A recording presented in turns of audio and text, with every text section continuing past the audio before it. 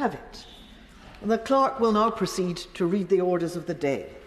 Holocaust Memorial Bill Committee. Now. Order.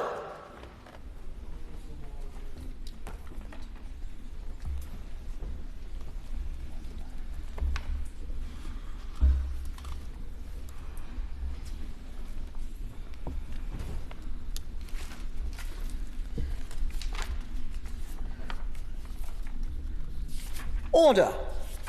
Holocaust Memorial Bill. I remind members that in committee members should address the Chair not as Deputy Speaker but as Madam Chair, or preferably Madam Chairman.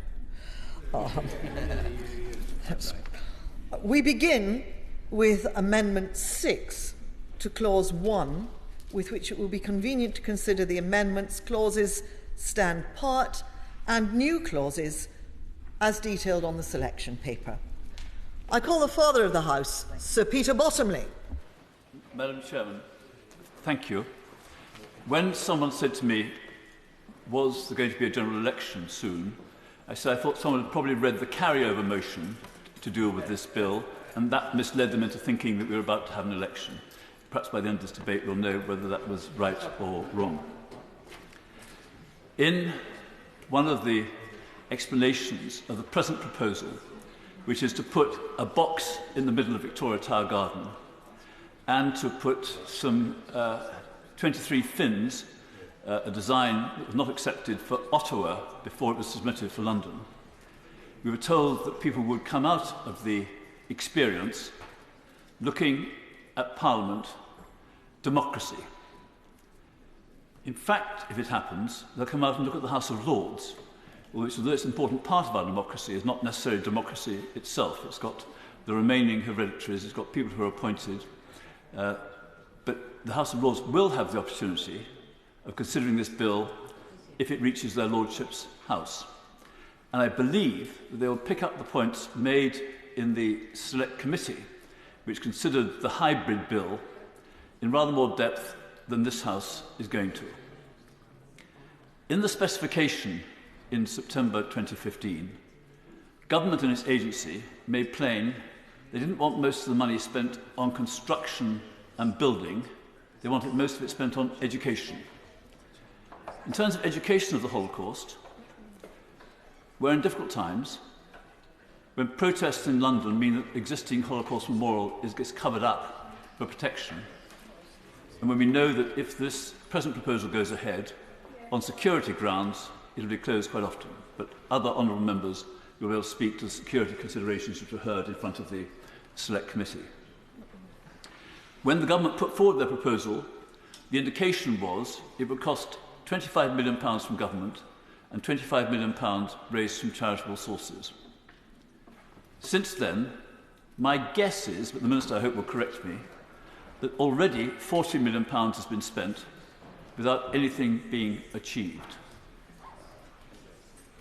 The cost, in the words of the Select Committee, go way above the £137 million plus contingencies indicated a year ago.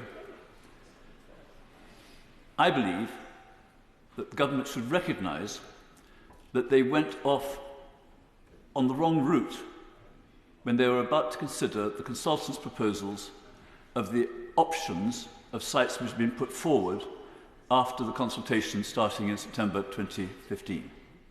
When the government responded to that early in 2016, they did not co-locate the Learning Centre with the memorial. And as ministers and those advising them know, in the consultation and specification in September 2015, there was no mention of having the memorial close to Parliament at all. Page 10 of the consultation document, specification document, shows a map of what the Foundation regarded as the acceptable area of central London. It went from the west of Regent's Park to Spitalfields and down to the Imperial War Museum. In the 8 or 9 years since then, the Imperial War Museum has totally reordered and expanded their Holocaust memorial galleries. Since then, the Jewish Museum has closed. Since then, the Weiner collection is in some difficulty. I believe if government was serious about getting most of the money spent on education, they'd have already diverted money to the Weiner collection and to the Jewish Museum. And I believe they would also have taken the Holocaust Memorial Trust, which last year had an income of £5,000 and spending of £6,000, which is apparently dedicated on the presumption of getting the government's proposal through, but they'd have got that charged up with money, and they would not have waited until they get some kind of memorial up and possibly some kind of learning centre associated with it before they start getting on with the educational work. The purpose, when the Holocaust Commission was set up, when its work was taken over by the Foundation and then pursued by government ministers, was actually to get the education going now. We've used up 8 years because government has made mistake after mistake after mistake. The most recent one was to believe that their bill to overcome the 1900 Act was in some way not hybrid. It clearly was hybrid. The next mistake they made, and it's one they made both before and after, was not to say there had never been a comparison of the present proposal compared with the best alternative. It took me 3 years to discover they hadn't done it. If I'm wrong, the Minister can lay that on the table and hope he'll do it now. It's the only time in modern times when government have brought forward a proposal when they've not shown why their proposal is better than the alternatives. They commissioned consultants who came forward with 26 schemes. They would have put 3 to government, and in a moment that's been described in various ways, not of genius, not necessarily of madness, but just peculiarity, those who were making the decision decided not to pay any attention at all. I thank him very much for giving way. It's very brief. Can I just clarify that he stated that £40 million has already been spent on this scheme that hasn't moved anywhere forward? That's the right figure, but the Minister will know. I'm just a backbencher. I made it a backbencher for quite some time. But I think that's the figure which I remember picking up. I believe it was between 35 and 40 million pounds, which could have paid for a prominent memorial, and we could then enhance the learning and educational facilities available to others. The arguments against using Victoria Tower Gardens are clear. It's an area of quiet recreation for local people who live around here. I live around here. I live nearby. It's a place where people who work around here can quietly enjoy the open space. I thank the Father of the House for giving way. He's making a very, very important point about how this is a local park, the Victoria Tower Gardens. And does he agree with me that actually there are thousands of social housing tenants living perhaps 10-15 minutes walk away who do benefit from having the green space that Victoria Tower Gardens offer, and could be then a concern for them if it is overtaken by a memorial and education centre? My older friend is right. She has the advantage of having led Westminster City Council, and she won't need reminding. The government originally said they wanted their proposal to have the support of the local authority. When they gained the impression that on merit the local authority was not likely to give their approval, they took the proposal away from the local authority. On a number of occasions, the King's Counsel leading for the government in front of the Select Committee said that what was being considered by the committee was not planning permission. He constantly said planning would be dealt with in the normal way. The normal way is for an application, because the present one's been squashed, to go to the local authority. Then for government, if they choose to call it in if they think the local authorities got it wrong or it's of national importance. They should not, in this case, have regarded it as of national importance to stop the local authority having the option of considering the interests of local residents, as my honourable friend has remarked. Between Vauxhall Bridge and Victoria Street, or actually between Birdcage Walk, there is no other large green space open to the public. The Minister will know that. The Minister will have walked around Victoria Tower Gardens many times as I have, I hope.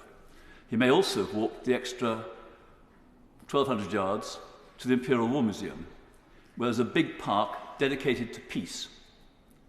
Why was the Imperial War Museum not allowed to put forward a detailed proposal? And why did government then turn round and say because they hadn't, they couldn't be considered? We all know massive pressure was put on the Imperial War Museum trustees, and their chair was made a member of the foundation. I don't think government has approached this in the right way.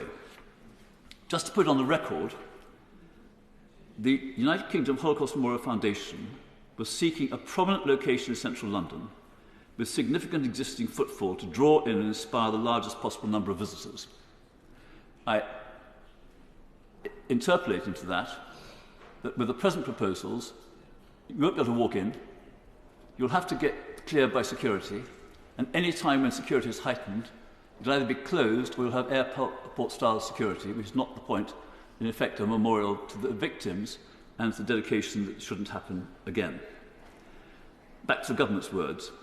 The site will support various features and activities, the number and extent of which will depend on the size of the space available. Sites capable of accommodating 5 to 10 square metres of built space for the United Kingdom Holocaust Memorial Foundation over not more than 3 contiguous floors will be considered. What's being proposed is not that, but it does, in effect, take over about a third of the park, the gardens. Government claim it's a much smaller proportion, but if you take all the associated parts of the proposal, it's much more than government say. And in the final sentence of this section, it says, in order to achieve the maximum benefits for the public, the United Kingdom Holocaust Memorial Foundation needs to allocate as much of its funds as possible to educational purposes rather than to land and construction, and so the site must be highly cost-effective. The only cost-effectiveness in this site is government believes they can get it for free. They hadn't factored in the additional costs of building a box by a river, by a main road, where people are trying to enjoy the park. Some estimates are that the park will be basically out of action for up to 5 years. And when government might turn around and say, you shouldn't believe that kind of estimate, I will tell government that for the last 12 months, it has not been possible to walk along the river walk in Victoria Tower Gardens because ministers who are responsible for the state of repair of the Buxton Memorial Fountain have allowed contractors to barrier it off way beyond what was needed to stop people going over the fountain itself. He mentions the Buxton Memorial, and we could have had a fantastic, beautiful, moving memorial, roughly the same size as the Buxton Memorial, or the Memorial to Slavery, or to Votes for Women. We could have had it 8 years ago. If only the government hadn't persisted with this crazy idea of an underground learning centre in a totally unsuitable location. My old friend is right, and most people will agree with him, even if their job is to stand up and say something different. Then we come to the Planning Commission, so I won't spend much time on, because it's not the subject of the bill. When the inspector's report was received by government and considered, this is the conclusion. Above the signature, yours faithfully, Planning Casework Unit. Quote, this decision was made by the Minister of State for Housing in line with the published handling arrangements for this case and was signed on his behalf. In particular, those handling arrangements state that, another quote, Christopher Pincher, MP, the Housing Planning Minister, will be responsible for exercising the functions of the Secretary of State under Sections 70 and 77 of the Town and Country Planning Act, and so on and so on and so on. Who here believes that a Minister of State would turn round and on merit turn down an application by their own Secretary of State? I'll give way to anybody who wants to make that suggestion. It's incredible. It wouldn't happen. Now I'm going to change tone a bit. When the Select Committee was having its hearings, the Council for the Government suddenly switched from saying who was the lead designer and architect for the proposal. If you look at the government's press notice for when they announced the winner, there were 13 references to Sir David Adjie, now Order of Merit. There were 4 references to Ron Arad, and there were no references to Asa Bruno. Proper tributes have been paid to Asa Bruno, and it's true that in front of the inspector, he was the one who put a number of points to the inspector. He's recognised as a leading designer, and his obituary, which I refreshed my mind with just now, shows he was a startlingly good person. But it's not the way government put it when they announced who was the lead designer and architect for the proposal. It was Sir David Adjaye, a name which at the Select Committee could hardly be mentioned by the promoters for reasons which I won't go into now. They're well known, they're in public. Then if you turn on to the points that the government made to the Select Committee after I'd raised that, and I give a quote again, on 24th of January, in a debate on the business of the House, column 439, Sir Peter Bottomley MP referred to the proceedings at the 7th public session of the Holocaust Memorial Bill Committee and suggested that counsel for the promoter may have, quote, inadvertently told the committee things that were contradicted by the facts, end of quote, in relation to responsibility for the design of the memorial. I was then told that what was said was right. I think that leading counsel, over and over again, was trying to write Sir David Adjaye out because of the embarrassment to government. And if it was Asa Bruno who was responsible for the Ottawa proposal, so be it. But that was not what government said 7 years ago in public. I'm going to go on fighting this, but not so long this evening, because my colleagues have more to say. I would say to those watching our proceedings, look into the details of what's happened, and I commend to them early day motions 711, tabled on the 1st of May, and to early day motion 775, tabled on the 21st of May. In particular, the second one regrets that the promoter, that's the government, has failed to understand the justified request for a detailed comparison of the present unsatisfactory scheme with the alternatives studied by the government's consultants. Further regrets the continuing lack of updated costings for capital and recurrent costs. Disagrees with the suggestion that planning permission and all other necessary consents were obtained in the usual way. Regrets there's no known plan to spend more available resources on education than on construction. Further regrets that known and growing security restrictions are not being adequately addressed, and believes the promoter is not meeting its obligation to achieve an appropriate memorial at a justified cost in a suitable location, associated with opportunities to learn and to understand the Holocaust and to reduce the likelihood of a repeat of the atrocities of the Holocaust. I end with words from the Holocaust survivors who gave evidence to the committee, who said, in summary, the proposal is too big for the gardens and too small for its purpose.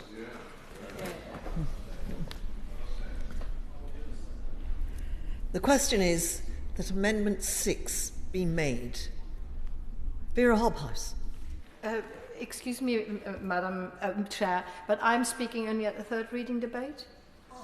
Certainly, I was calling the honourable lady because she's the only person on the back benches who had indicated certainly there's absolutely no need whatsoever for her to contribute at this stage. We will save her contribution for the third reading, continue with the committee stage with the chair of the committee that has examined this bill, John Stevenson.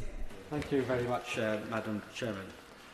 I wish to speak to Amendment 1 and New Clause 1, and also take the opportunity to speak to some of the other amendments and more generally. But let's also pay tribute to my right honourable friend for Worthing West for his contribution, dogged determination, and he's also covered many of the issues that are relevant to today's discussions. I would also like to say before making my other remarks that I fully support the idea and concept around a Holocaust Memorial and Learning Centre. Indeed, I did in fact vote for it at second reading.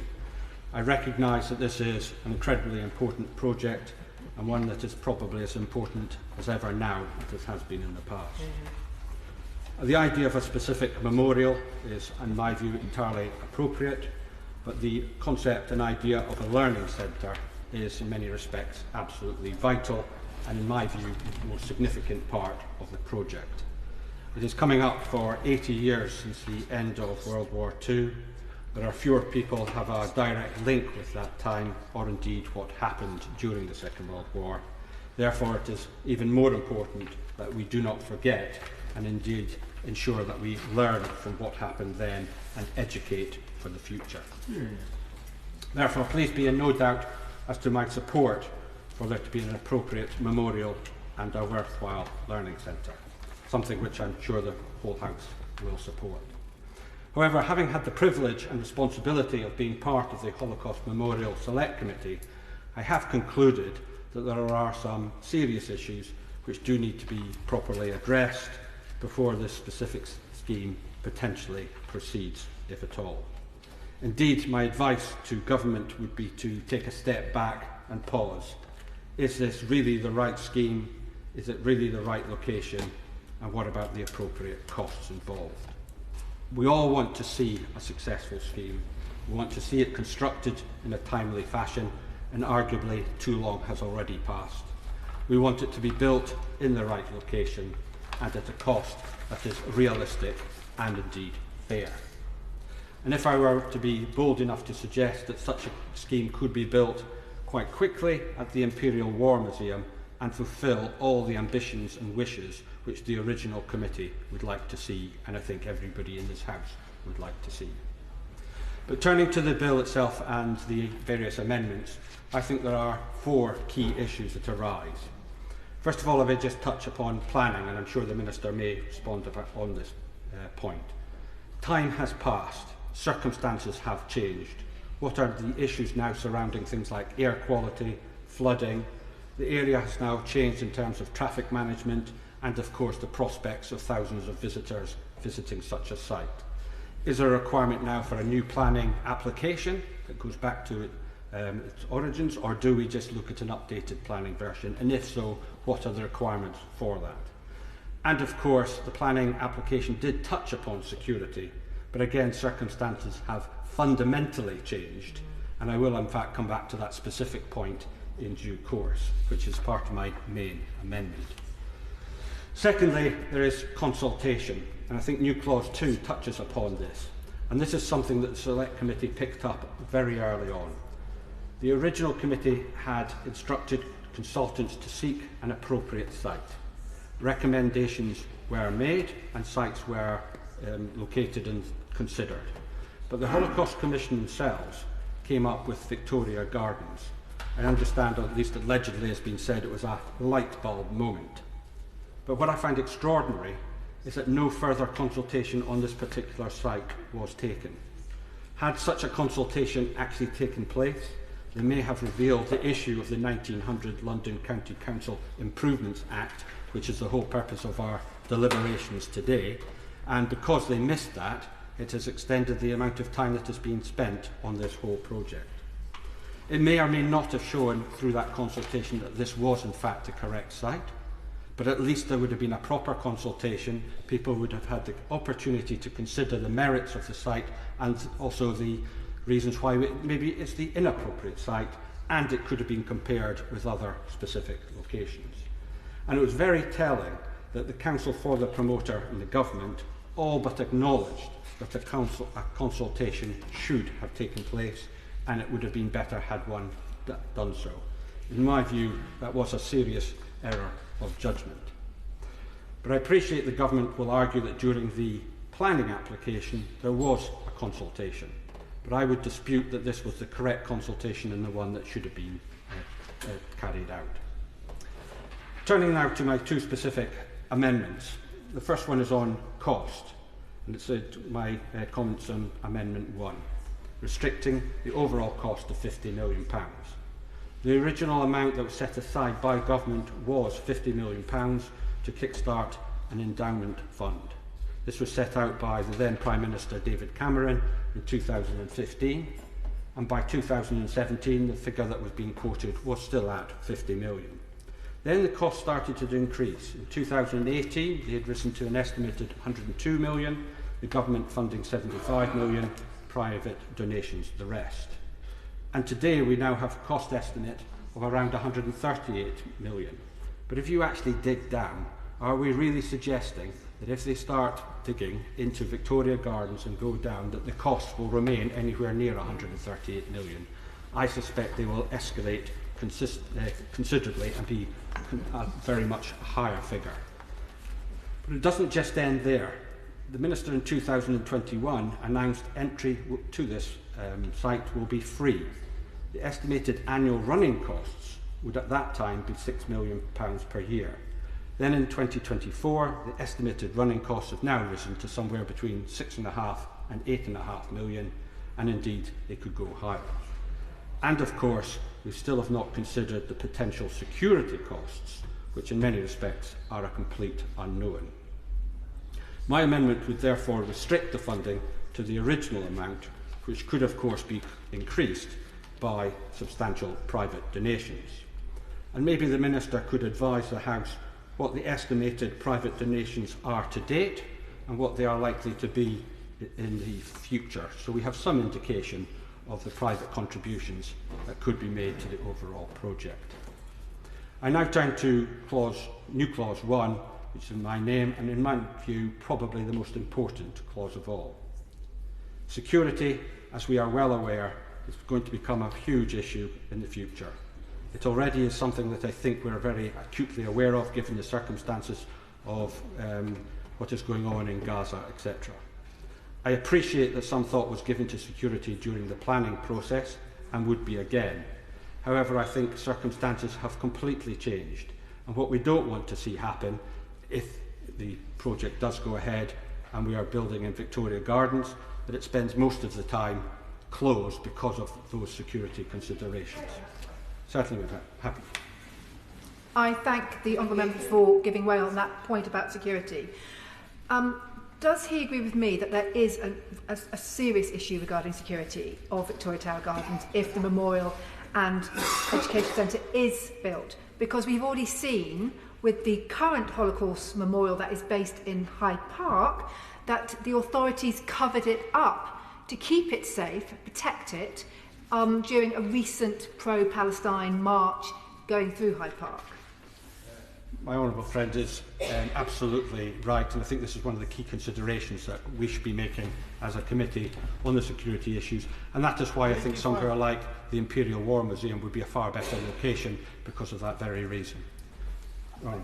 I just on this security issue, I mean, I will speak to this, Madam Chairman, when I get to speak, but the idea that we should make a decision about where to place a memorial to 6 million murdered people because some protesters and some activists may threaten it, to me suggests it's all the wrong way round. It's giving in to bad behaviour. Security is one of the many considerations we have with regards to this site, and I think it's a valid one to look at. But what you want is somewhere that is actually actively attended and people do come to it on a regular basis and aren't hindered from going to it because of security concerns. My amendment is just asking the government to go out there and get a security review, bring it to Parliament, and it may well be that the conclusion is that there's no issue and that we should proceed, or it may suggest to government that there is actually active concerns and we should respond accordingly. Happy to give way. If I'm taking words before he gets to them, I apologise, but wasn't it Lord Carlisle, the government's terrorism advisor, who made the point about security very strongly? My honourable friends, I am exactly right, he certainly did at that time. So I've got two amendments to this. One is about cost, one is about security. And I think overall the security issue must have priority. And I will certainly be looking to put that to the vote.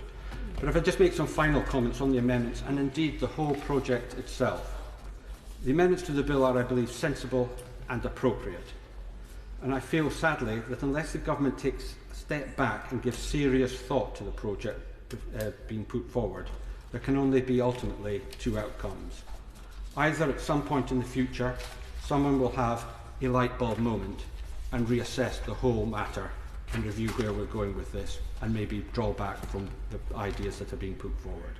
Or we press on and create potentially a very expensive white elephant which will defeat the whole worthwhile aim of creating a memorial and learning centre which I believe we all want to see.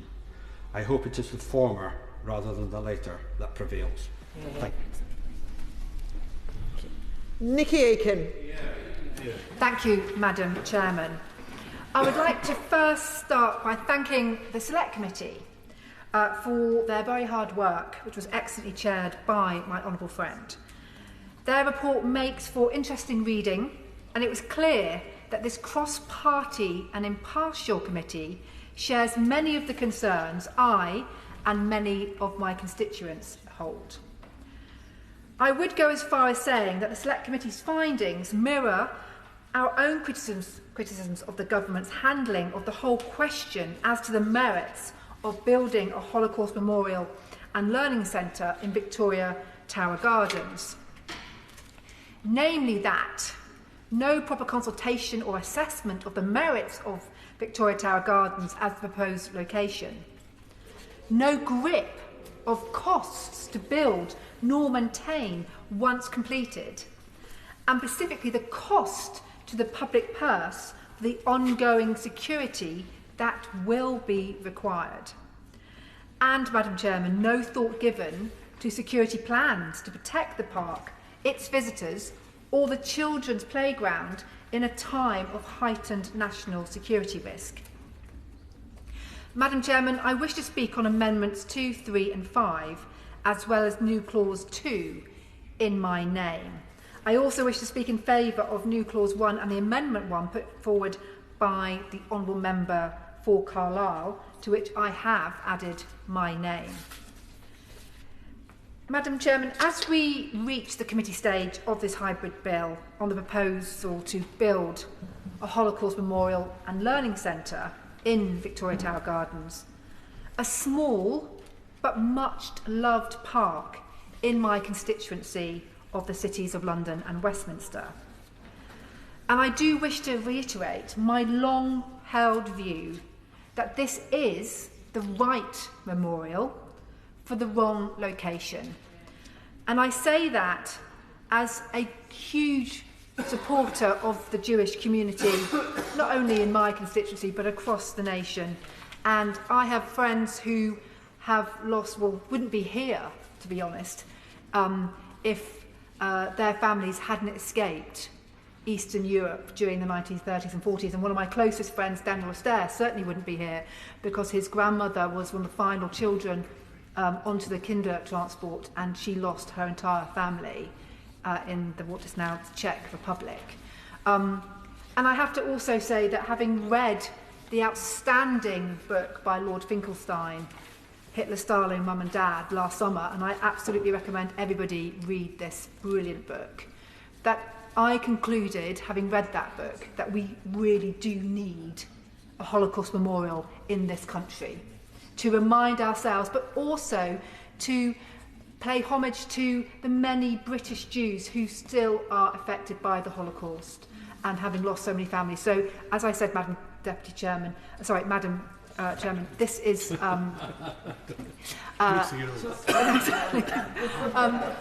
this is not about being anti this brilliant idea of a Holocaust memorial.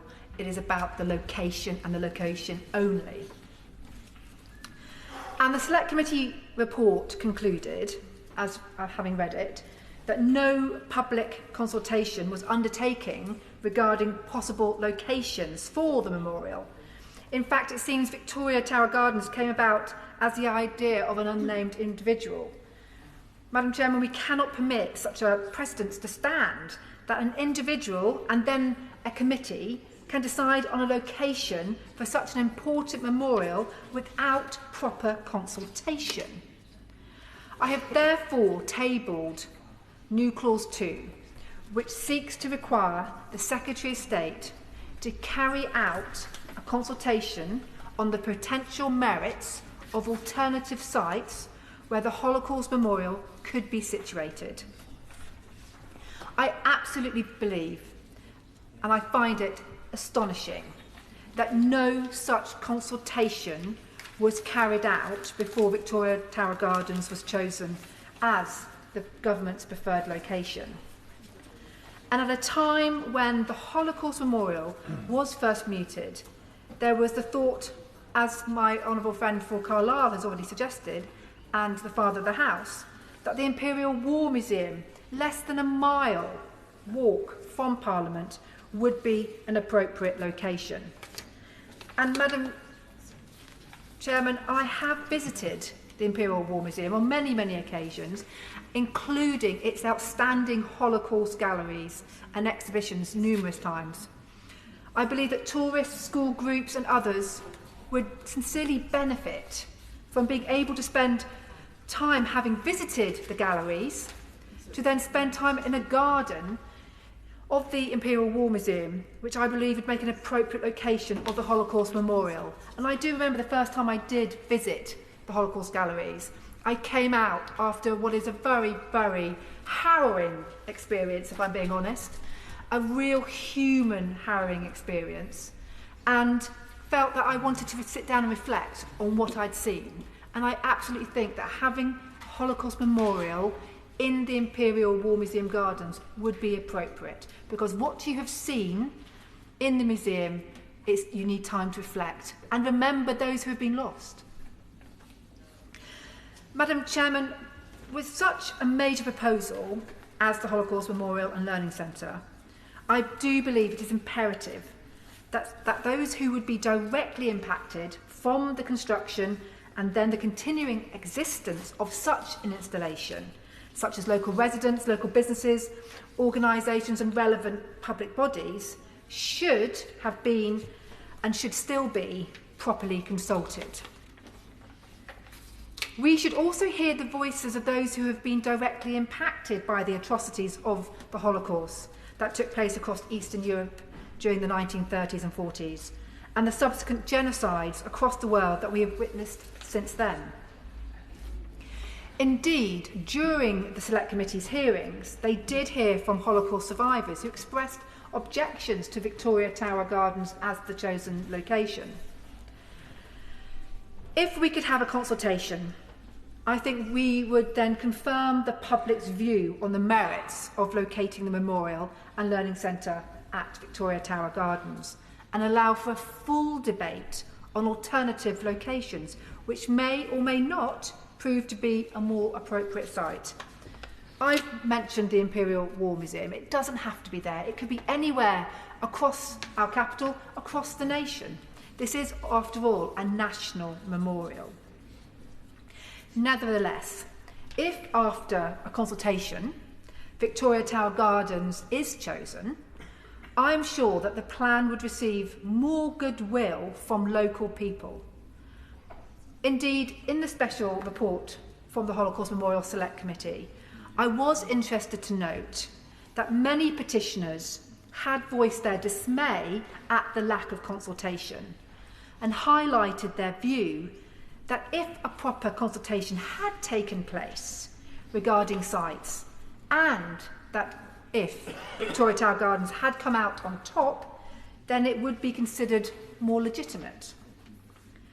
From my many, many conversations with constituents over the years, whether as a councillor and now as an MP, since this memorial was first suggested, I have found that what local people want is confidence that this project is not being steamrolled into being without due consideration, and that a full and proper consultation is undertaken.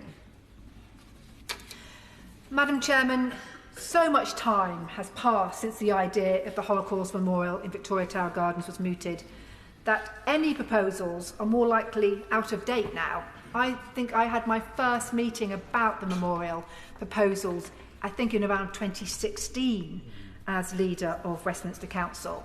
And we are now 8 years on. The costs have clearly skyrocketed with inflation and other pressures on construction.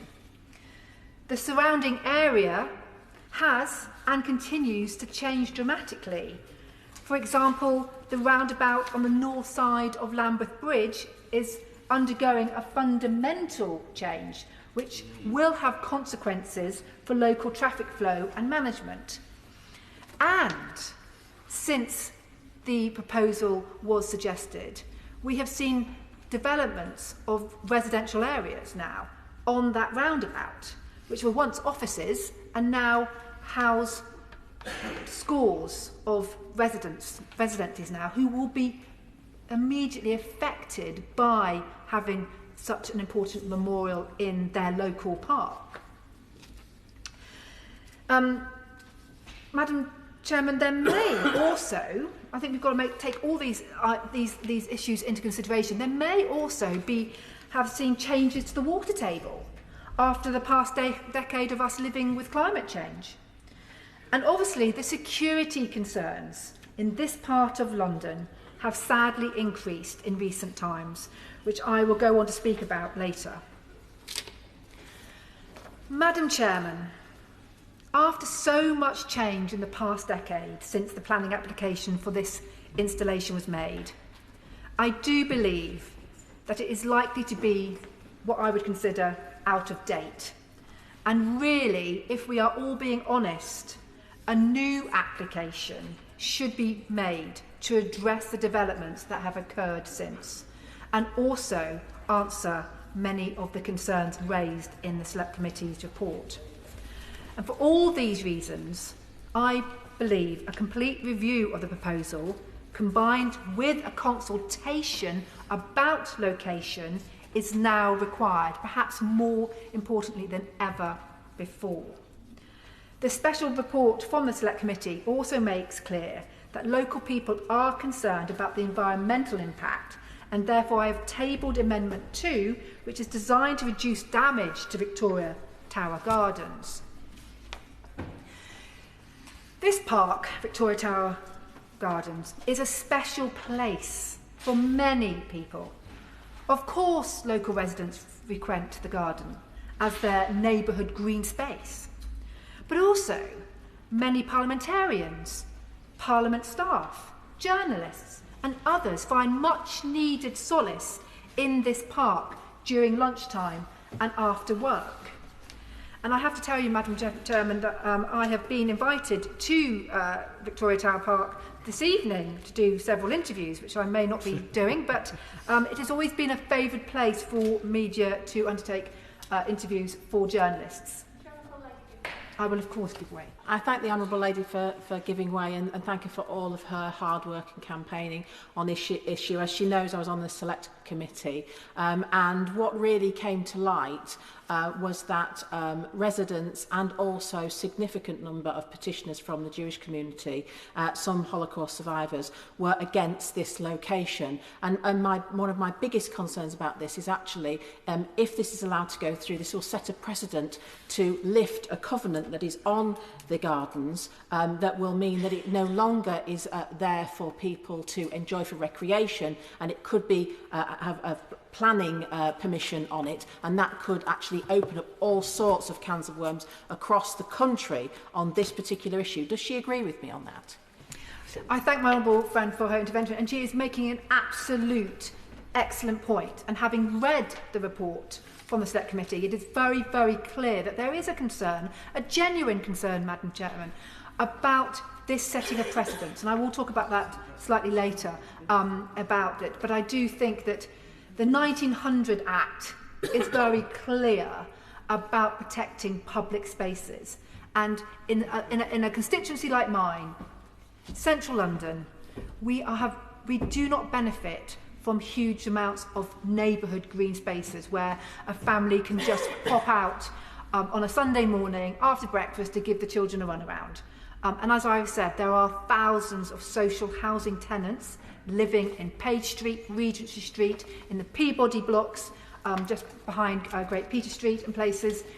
They do not benefit from having their own gardens, and they are desperate not to lose their local park. On that point, should you give way? Of course. I actually had the opportunity to be in Victoria Tower Gardens on a Saturday or a Sunday morning and seen at the south end, where there's a quite developed play space, large numbers of local mums with their toddlers, not always mums of course, but often, playing in exactly the way you would hope they would be able to do in a green space. I thank my honourable friend for his point, and I have. And it goes back to this point that Victoria Tower Gardens, for many of us in this chamber, this is a workplace.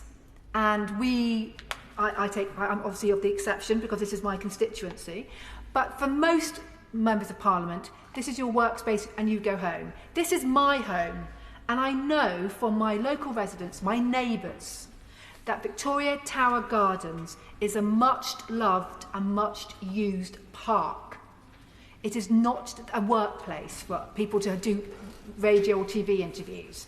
It is where they take their children and their dogs for walks.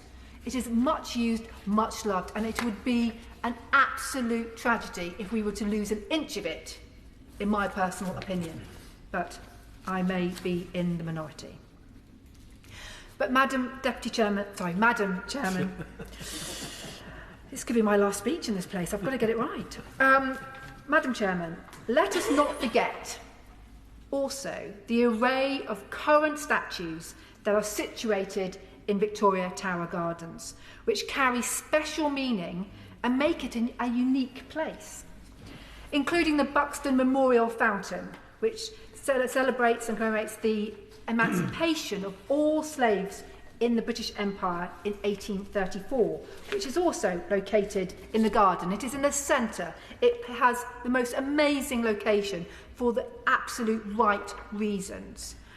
And I did note in the special report from the Select Committee that Mr Richard Buxton, representing the Buxton family and the Thomas Fowle Buxton Society, he highlighted concerns that the Holocaust Memorial and Learning Centre should not cause any degree of harm, either actual or to the setting of any other memorial in Victoria Tower Gardens. Would you give me your... Of course. I'm extremely grateful to her for giving me, and I thank her for her amendment number 5, which I'm happy to support. Members of the Buxton family actually live in my constituency, so I think if the government were to adopt Amendment 5, that would go some way to alleviating some of their concerns. I thank the Honourable Gentleman for his intervention. I didn't realise the family connection with your constituency. With his constituency. Sorry?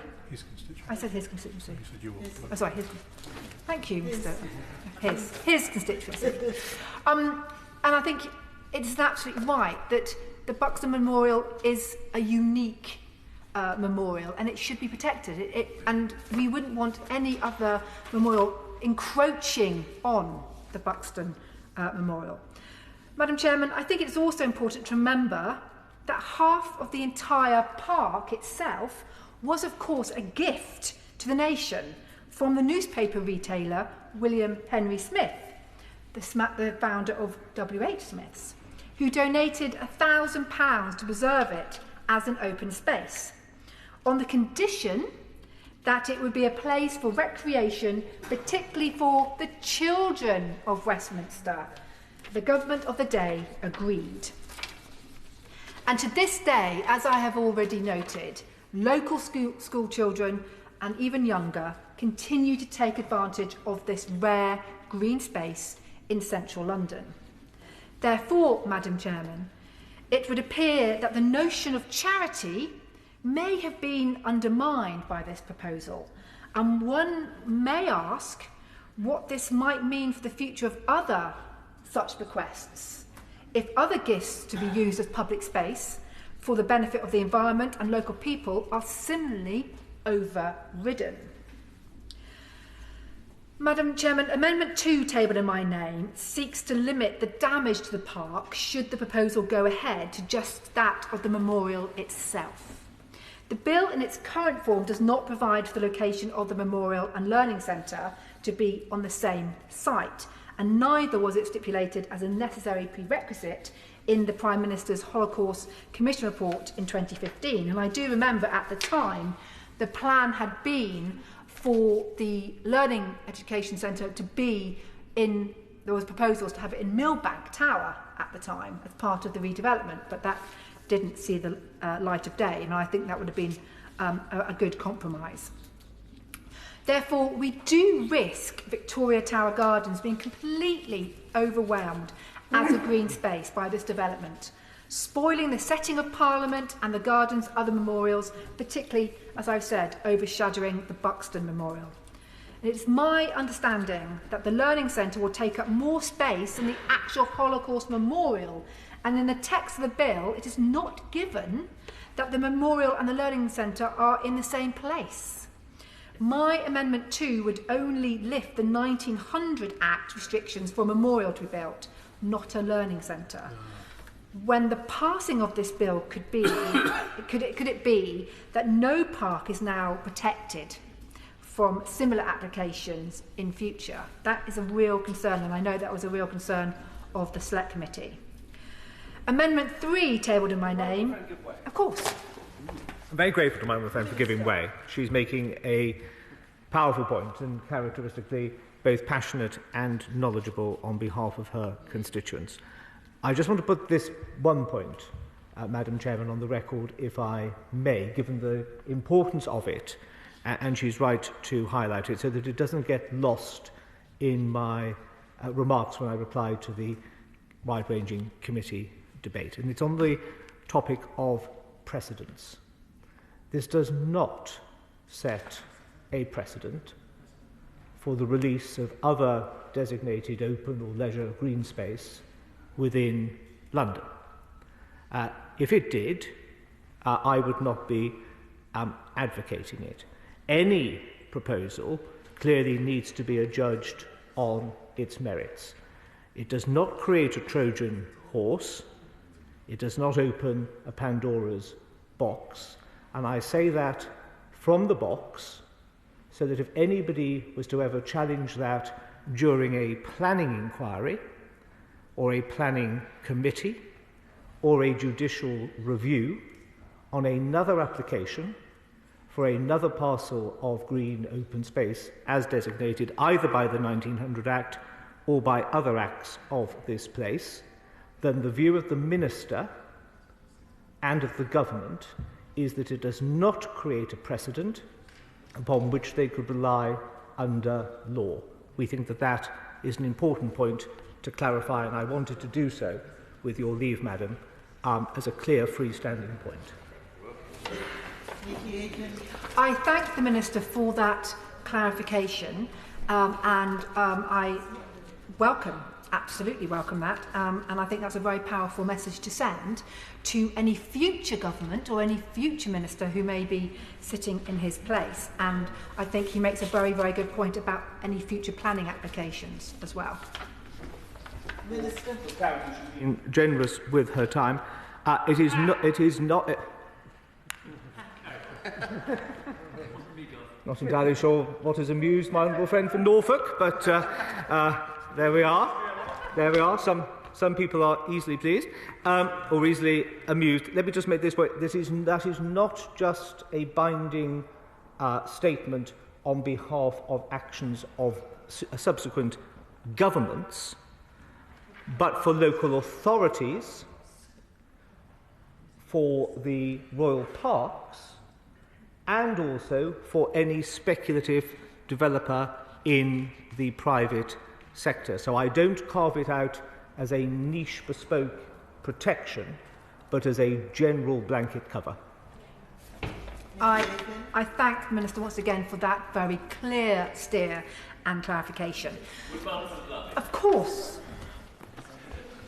It may be too late to have a manuscript amendment to the bill to be accepted by Madam Chairman or by the Deputy Speaker if we get to the next stages. But would it be possible for the Minister to offer to the House an assurance that when the bill gets to another place, assuming it does, the Government will move an amendment to make plain what he said here?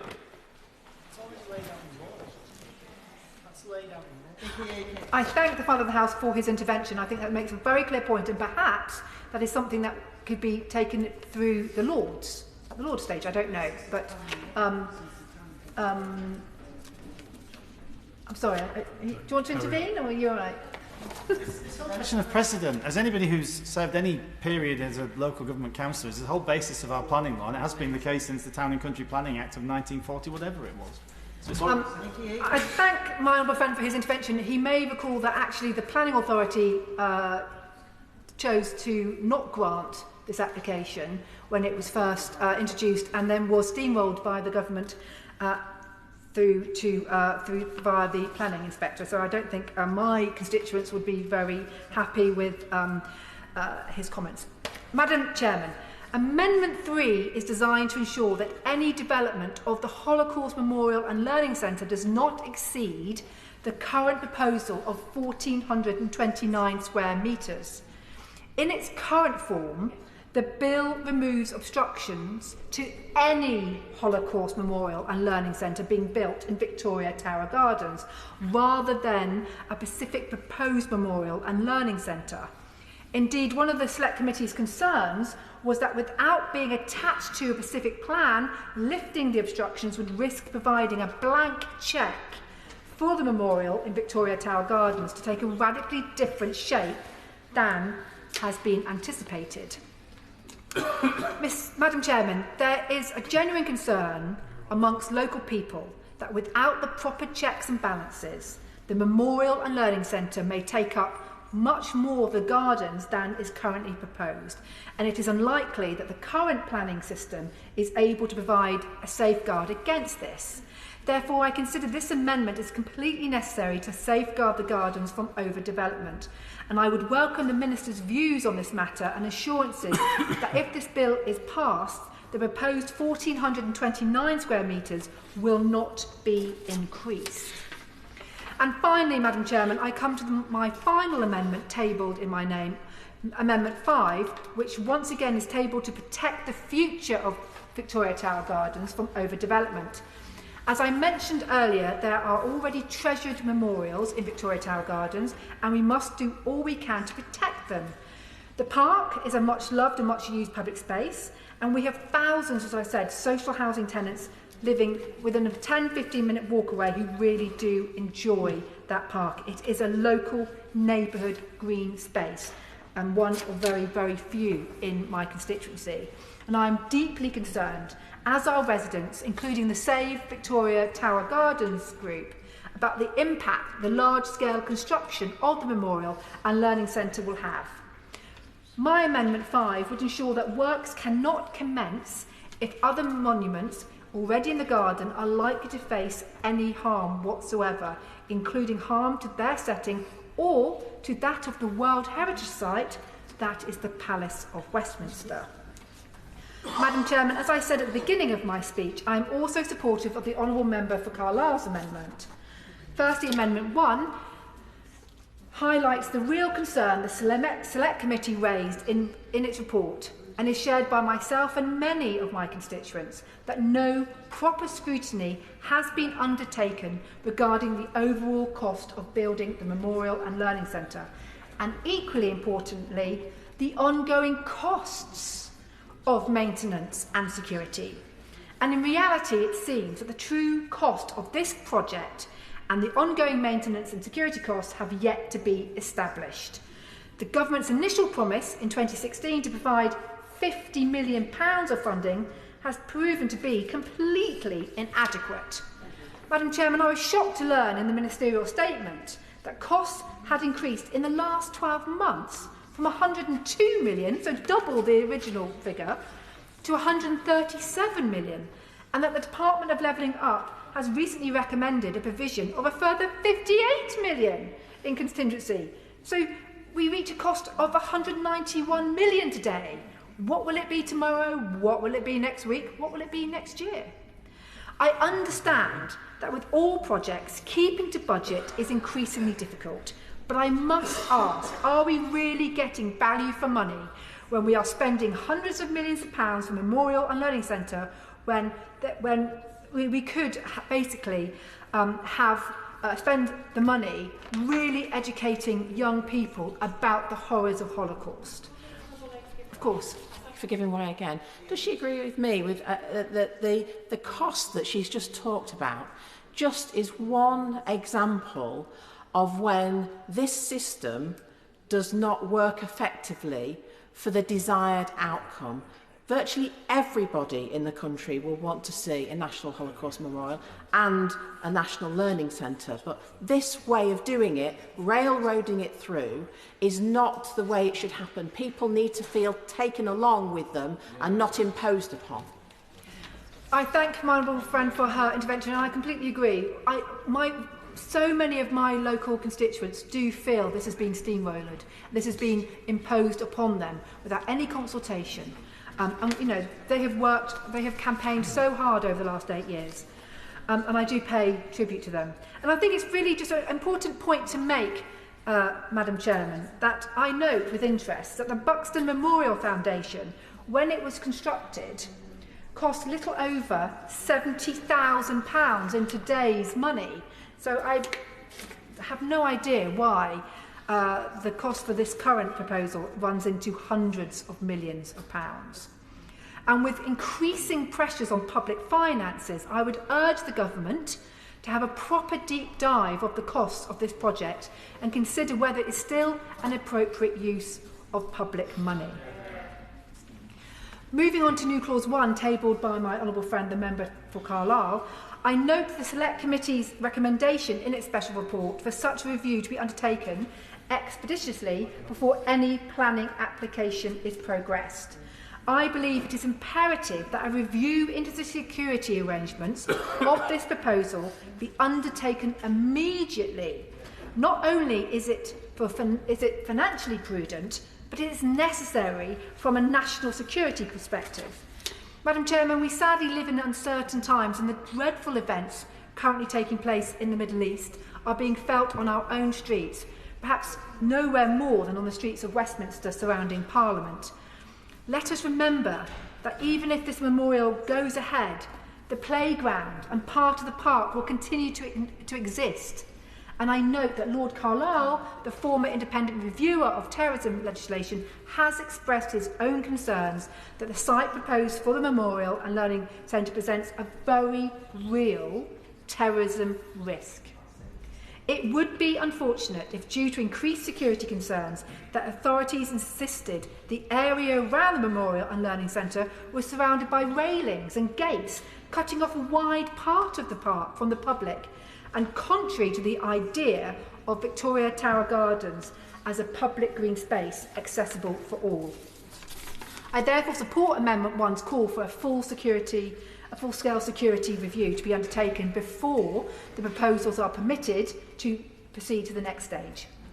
Let us recall that the Holocaust Memorial, as I mentioned earlier, located in Hyde Park, was covered up only a few weeks ago during a pro-Palestinian march for its own safety. If the authorities were so concerned for the safety of that Holocaust memorial, then surely they would be equally, if not more, concerned with having a major memorial located adjacent to the Houses of Parliament. Madam Chairman, I absolutely agree that we need a memorial to the Holocaust. But as the Select Committee clearly concluded in its report and reflected in the amendments laid by its chairman and by myself, having read the report, it is clear that there is more work to be undertaken by the government regarding consultation, consideration of alternative locations, costs and security before the House can have confidence that this bill can be supported. Rachel Maclean. Much, Madam Chairman, and thank you for calling me to speak in this debate. It is a pleasure to follow my colleagues and the other honourable and right honourable members who have made very important and serious speeches that the House would do well to consider. I support this bill, and specifically the amendments that have been spoken about and tabled by my honourable friend for Carlisle. I think he makes some excellent points about the cost of the memorial. Any project that the government supports must make sensible use of taxpayers' money, so he's totally right to focus on that cost cap. And I think he's also right to call for a review of security arrangements for all the reasons that he's said. As a former planning minister, I am extremely familiar with the labyrinthine processes of consultation, appeals, delays, the various stages, and the difficulties of addressing the natural demands to protect the space in an area that my honourable friend for Cities of Westminster has spoken about so eloquently, with the importance of citing a national memorial of this significance in the heart of London, next to our Parliament. But may I simply say, now I am freed from the duties of making such planning decisions myself, and someone else wears that mantle at least for now. The impetus for this memorial at this time and in this place has never been greater following the October 7th attacks, the largest pogrom against Jews since the Holocaust. Now, some watching this, I'm sure no one's watching this because I'm sure everyone's glued to Twitter and looking at what's happening in number 10, but these issues, Madam Chair, will outlive us and our time in this place. People may wonder why I speak about the Holocaust. They may say, you are not Jewish. You do not have a large Jewish community in Redditch. But I say, even if there is only one Jewish person in my constituency, I should speak up in support of the things that matter most to them at this time. Now, yesterday, the Secretary of State for Department for Levelling Up Homes and Communities gave, in my opinion, an excellent first-rate speech at a Jewish community centre in North London. He spoke about some things that should shame us all. He spoke about the fact that it is now an arrestable offence for people to be openly Jewish near pro-Palestinian marches on the streets of London in 2024. He reminded us that there is only one group of people, the Jews, who are told they are not tolerated in this country. And he said that growing anti-Semitism is a mark of a society turning to darkness and in on itself. And it's a parallel law that those countries where Jews have felt most safe are those where freedom and freedom of speech prospers. And this memorial is a vital part of bolstering their freedom of speech and their freedom to live in our country. Let us not forget, Madam Chairman, that British Jews who have lived all their lives in our country are the only group who are routinely held up to blame for the actions of foreign governments. We are all desperately concerned, of course, about the position of innocent Palestinians caught up in the conflict, and we all wish to see humanitarian relief and a lasting and safe peace in the Middle East, and I support and applaud the Prime Minister and Foreign Secretary who are working tirelessly to achieve those goals. But it should not be necessary to make those points and make those caveats over and over again when speaking about the position of British Jews. Because to do anything else except place the responsibility for this terrible conflict squarely where it belongs, on the shoulders of Hamas, who could even now put down their weapons, release their hostages and stop the bloodshed and starvation of their own people, would be simply playing into the hands of a murderous terrorist organisation who do not respect the right of Israel to exist. They are dedicated only to the elimination of all Jews and the state of Israel from the planet, just as the Nazis were dedicated to those same goals. So I speak as a practising Christian in support of other people of faith and tradition. I speak about the vital importance of continuing to stand up for a freedom of a group of people to live their lives in this country without fear of being persecuted for the actions of a foreign government. And I speak, Madam Chairman, as someone appalled and deeply concerned by the rise in Holocaust denial. Order.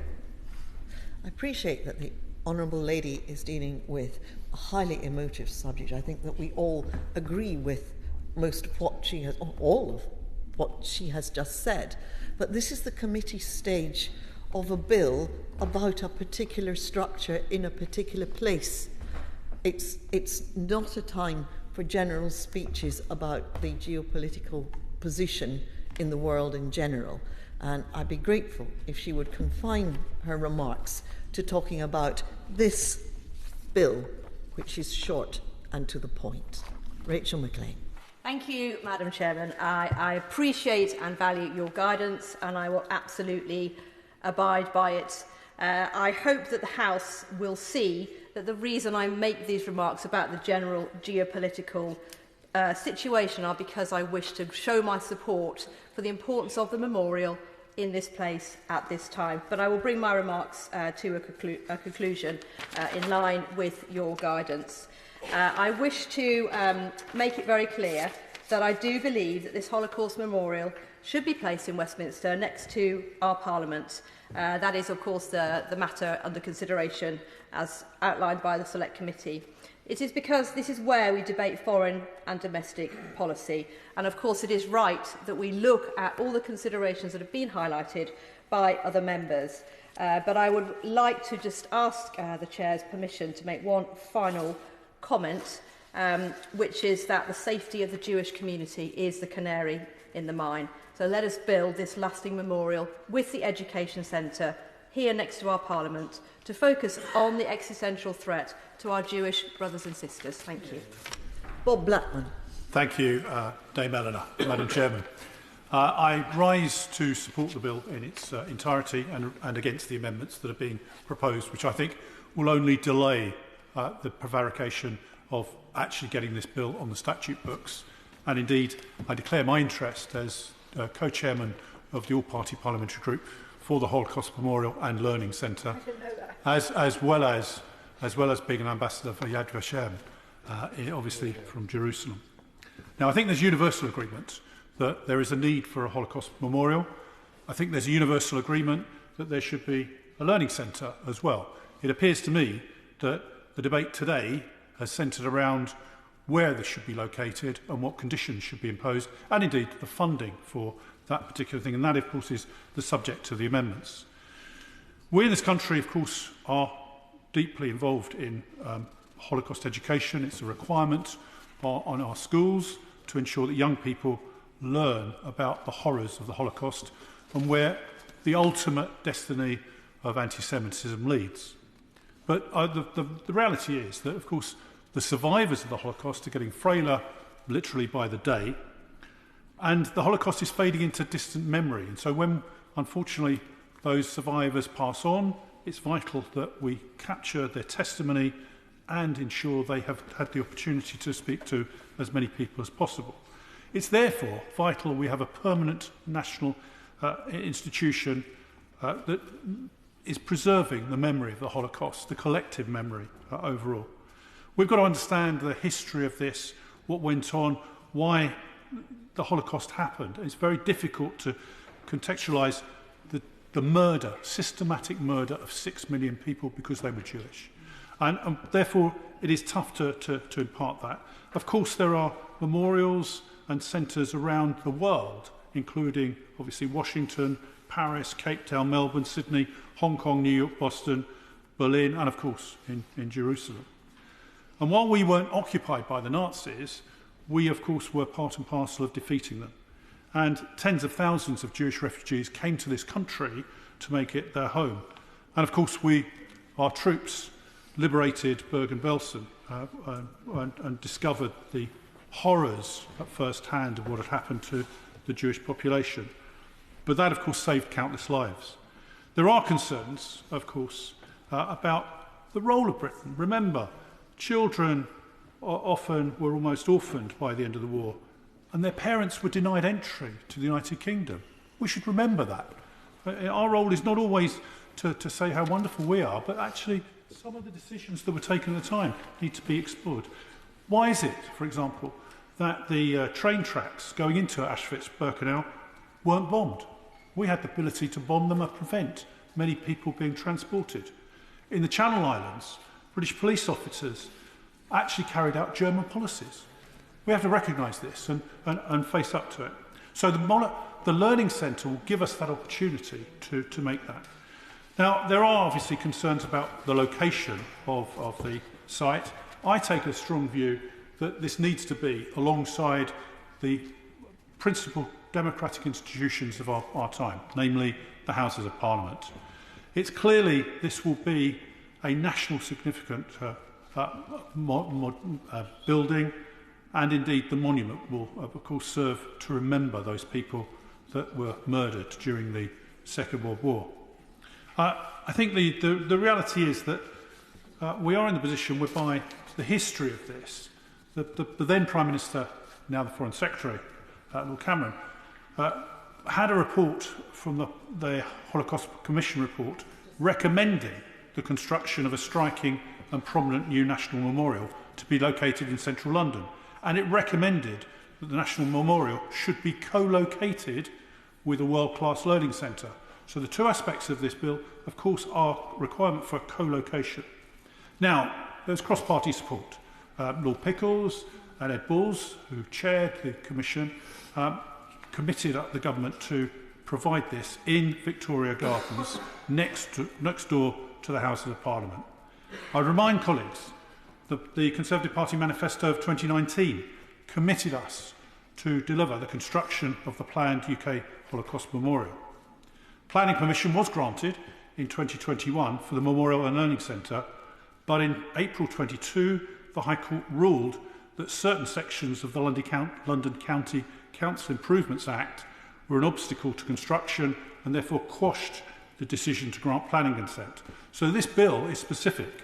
It deals with the restrictions to the siting of the Memorial and Learning Centre.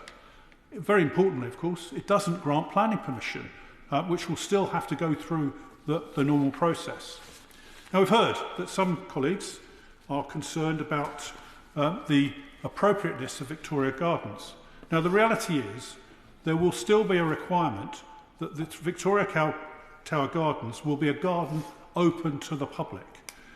That will remain.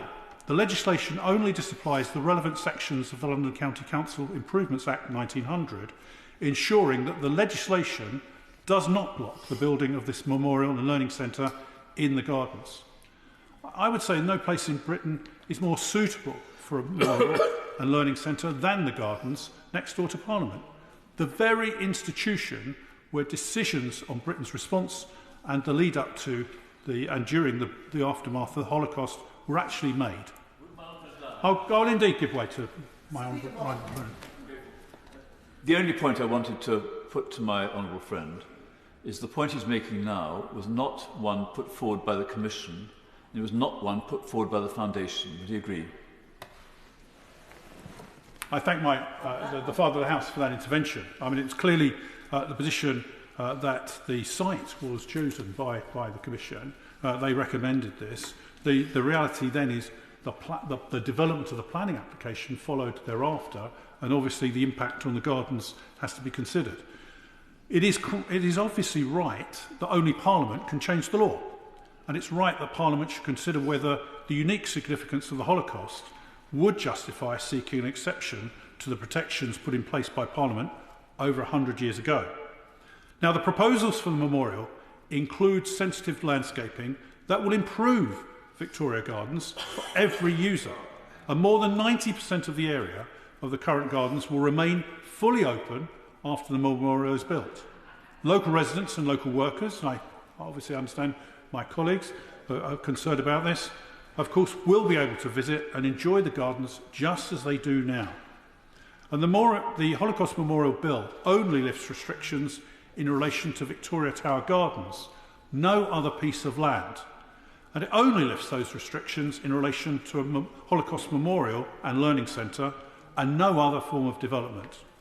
The bill doesn't seek to override the planning process, so all the arguments about the use of the park can be properly considered against the benefits of the memorial. Now, landscape improvements to Victoria Gardens will ensure that this important and well-used green space, has been mentioned by my honourable friend, is actually made more attractive and more accessible than ever before. The new development will take about 7.5% of the site. All of the mature London plane trees will be protected. Additional planting and improved drainage of the grassed area will increase the overall attractiveness of the gardens. Alongside the riverbank embankment wall, there will be new raised boardwalks to be constructed, helping to make the seating more accessible and making it easier for everyone to enjoy views of the Thames. New pathways will link existing memorials and monuments within the gardens, and additional seating will enhance the visitor experience. The playground will be improved. The objective is to make sure that all current uses can continue after the memorial is constructed. Now, all of these matters are fully considered as part of the planning process.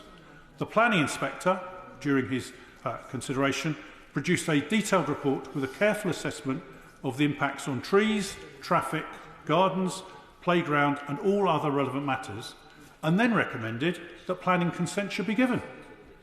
So the construction phase of the UK Memorial, Holocaust Memorial and Learning Centre is expected to last around 3 years, and the project team aims to make phased closures and reopenings of different sections of the park, so to ensure that as much as possible of the park is available for all users, with the work carrying on to produce this important memorial. Now, the Learning Centre will include a powerful exhibition that will provide context for the memorial and encourage reflection on the relevance of the Holocaust for Britain today. I would. The trouble is that if you visit a really serious Holocaust museum, as I have done in Washington or Berlin, these are vast spaces. This is a story that takes a huge amount of time and space to explain. The Learning Centre we're talking about is really a tiny space. It simply won't do justice to the horror of what we're talking about. I thank my right honourable friend for that contribution. I'm one of those that actually visited the original Yad Vashem before Yad Vashem was expanded in Jerusalem. On a personal view, I found the original Yad Vashem even more intimate and even more poignant than the current Yad Vashem. So I think I understand what he has to say, but I think this is going to be appropriate for the intention of what we're seeking to achieve. Now, one of the aspects that's been talked about is security. And obviously, the Learning Centre will have entry security arrangements similar to other public buildings in Westminster. And obviously the government, and I look to the Minister to do this when he contributes to the debate, are working with security experts, agencies and the Metropolitan Police to develop the necessary level of security measures. Victoria Tower Gardens will continue to be freely accessible to all, and so the security threats should not be an argument against this memorial, rather an argument for why this memorial is needed in the first place. Now, it has been mentioned, obviously I've said that only 7.5% of the land will be taken up by the memorial at the very southern point of the park. There will still be a clear view of Parliament from all other parts of the park. The Buxton Memorial has been mentioned and is concerned about overshadowing. I'll give way to the right honourable gentleman. I don't want to be nitpicking, but the southern part of the park is the children's playground, where some people say it's not going to be reduced in size, other things will be reduced in size by 30%. And may I, through my honourable friend, say that the 7.5% is challenged by very many people, but there's probably not the time to get into sort of ground maps. I thank my right honourable friend for that intervention. Clearly, we can debate whether it's 7.5%, 10%, but the key point here is that more than 90% of the park will be preserved, and that is the key issue here. Now, the plan for the memorial will be that it will be no higher than the top of the Buxton Memorial, and the memorial's bronze fins will step down progressively to the east in visual difference to the Buxton Memorial. The memorial was designed by Ron Arad specifically for Victoria Tower Gardens. Now, some suggestions have been made about the Imperial War Museum. Now, the Imperial War Museum, to my knowledge, have said they are supportive of the memorial being situated in Victoria Tower Gardens. And they've no wish for the memorial to be built at the Imperial War Museum at all. Also, a detailed flood risk assessment was prepared as part of the planning application, which concluded that Victoria Tower Gardens is heavily protected by the Thames River flood defences, significantly reducing the risk of flooding on site. Now, on the issue of anti-Semitism, I don't think there's anyone that can claim that this memorial will be the answer to solving more than 2,000 years of anti-Semitism. However, it will be a reminder to those in the Houses of Parliament of the potential to abuse democratic institutions to murderous consequences, in stark contrast to the true role of democracy in standing up and combating racism, hatred and prejudice wherever it's found. Now, some people have suggested, I heard from certain interventions, that certain members of the Jewish community are not in support of this sighting. Now, everyone will know that the Jewish community is not a homogeneous group, and there will be differences of opinion. That's right. In fact, often multiple differences of opinion amongst groups. And I think, as with any community, but supporters of the memorial on this site include the Chief Rabbi, the President of the Board of Deputies of British Jews, the Chairman of the Jewish Leadership Council, and the Chief Executive of the Holocaust Educational Trust, to name but a few, plus many Holocaust survivors. The funds assigned to this project are for a Holocaust memorial. The funds have not been diverted from educational budgets, and there's no reason to think that abandoning the memorial would mean funds reassigned to any other project. Now, the Jewish Museum was not consulted before the letter that came from different members of the Jewish community. But it is said they plan to reopen in a central London location in the near future. So their concerns should be noted. Now, the aims of the memorial and the Jewish Museum are complementary, but not the same. The memorial will set the Holocaust with a context that includes the history of anti-Semitism, including in Britain, and of subsequent genocides. Now, there's been multiple consultations with members of the Jewish and survivor community. In every stage of the previous planning inquiry, individuals and groups have been able to give written and oral evidence. The planning inspector took great care to allow all voices to be heard at the inquiry, and he recorded all evidence in his very detailed report. Now, after taking account of all his views, he recommended, as I said, that planning consent should be given. Now, some people say there's no rush. I mean, we are in the position whereby the original plan was set up in 2015. We're now 9 years on. Even if this bill makes rapid progress and the development takes place, this memorial will take longer to develop than the actual extent of the Holocaust. And I think we owe it to the survivors to get on with the job as quickly as possible. The survivors themselves are asking for this. Harry Bedbury, speaking to Sky News back in 2017, very sadly passed away a few days after the interview. He said, "I'm very much looking forward to the completion of the new Holocaust Memorial in the Victoria Tower Park next to Parliament, which we're going to have a learning centre as well as just a monument. I don't know if I'll live to see it, but it's in planning stage in Westminster Council, and I hope nothing goes wrong." Manfred Goldberg, a Holocaust survivor, said in May last year, "I was 84 when Prime Minister David Cameron first promised us survivors a National Holocaust Memorial in close proximity to the Houses of Parliament. Last month I celebrated my 93rd birthday. I pray to be able to attend the opening of this important project." Sir Ben Helfgott, Holocaust survivor and Olympic weightlifter, wrote back in 2021, obviously very sadly passed away last year, "I look forward to one day taking my family to the new National Memorial and Learning Centre, telling the story of Britain and the Holocaust. And one day I hope that my children and grandchildren will take their children and grandchildren, and that they will remember all those who came before them, including my mother Sarah, my sister Louisa, and my father Moshe."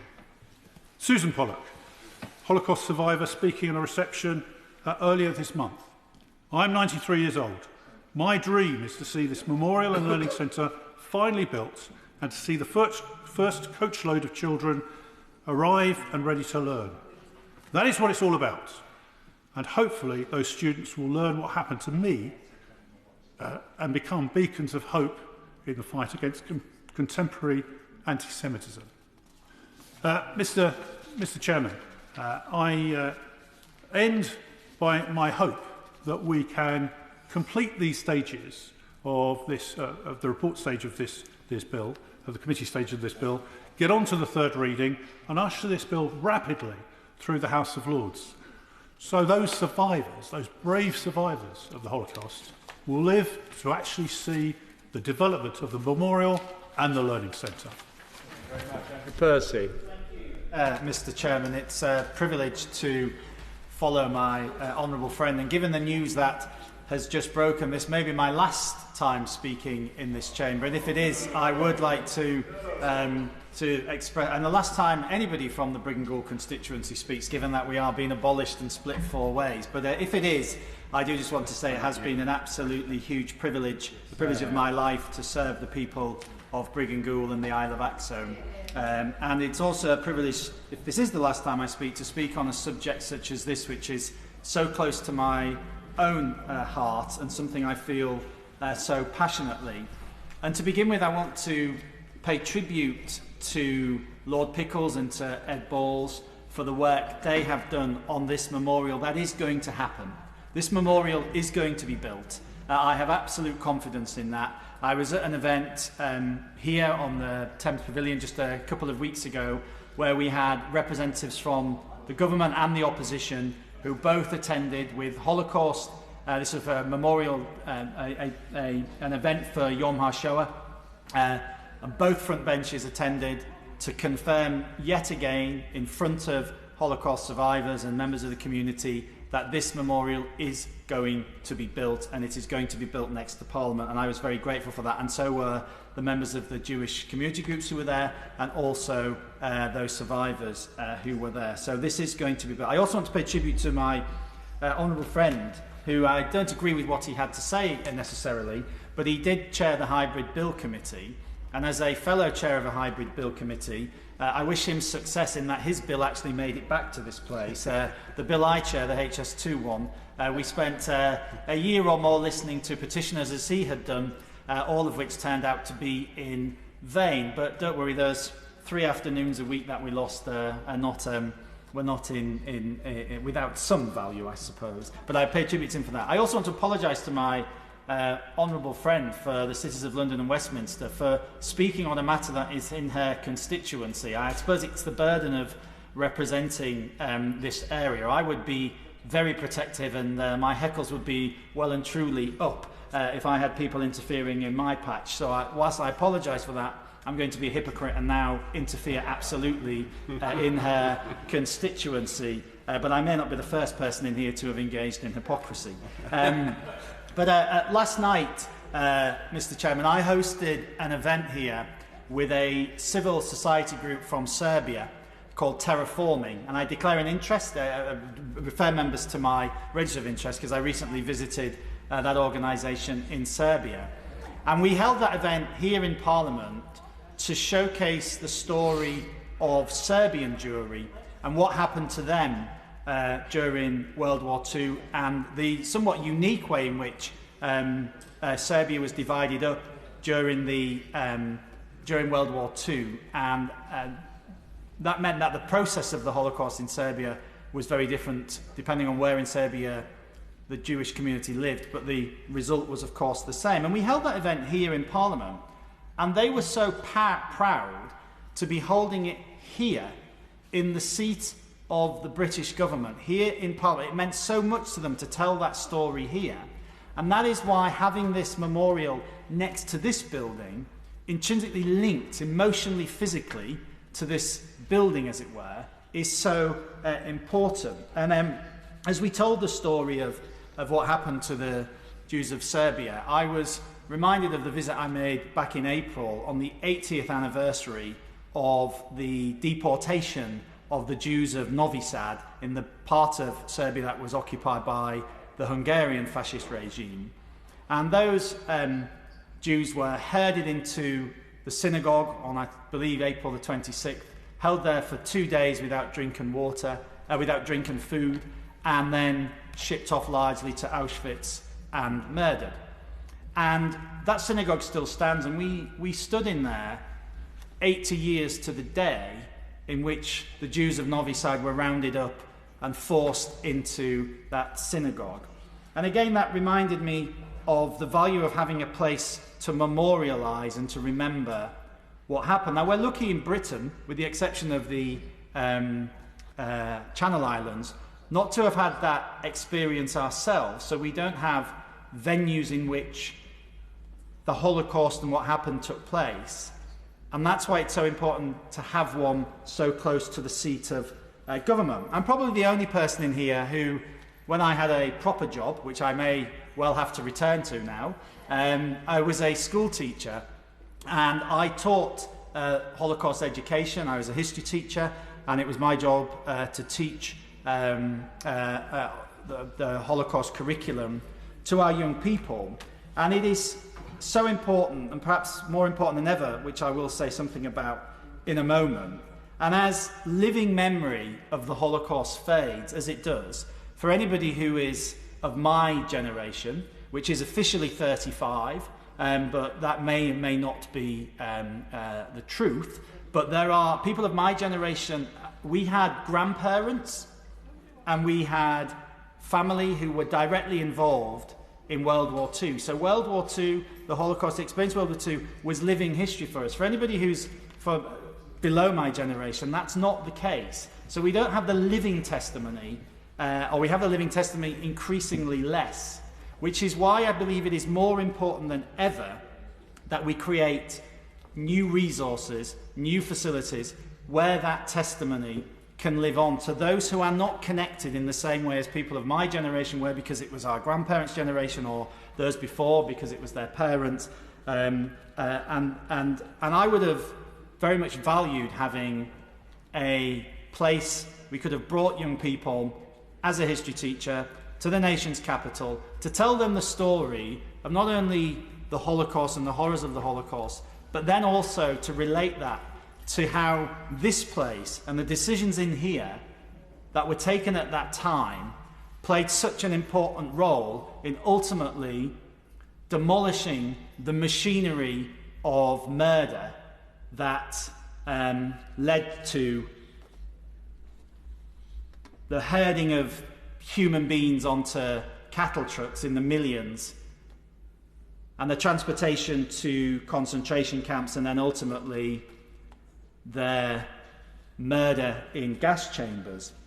To have had a place to bring my students here next to, as I say, this place, which is so important in the story of how the Nazi regime and the Holocaust was ended, I think would have been so valuable. We can't, sadly, of course, take all of our young people in this country, despite the brilliant work that organisations such as the Holocaust Educational Trust, we can't take them all to Europe to see the concentration camps. That is not possible.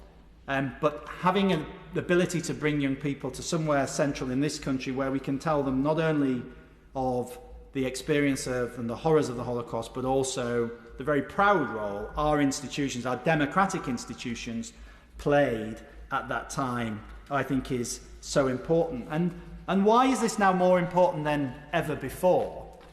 And to answer that question, it's important to remember how the Holocaust, of course, started. It didn't start with Auschwitz. That was the end. It didn't start with gas chambers or with cattle trucks. It began with the demonisation of a people purely because of their racial, religious background. Its form, I'm afraid to say, is so familiar to what we see today. Jewish students were banned from university campuses. We now see Jewish students being questioned and being prevented access to university campuses across much of the West at the moment.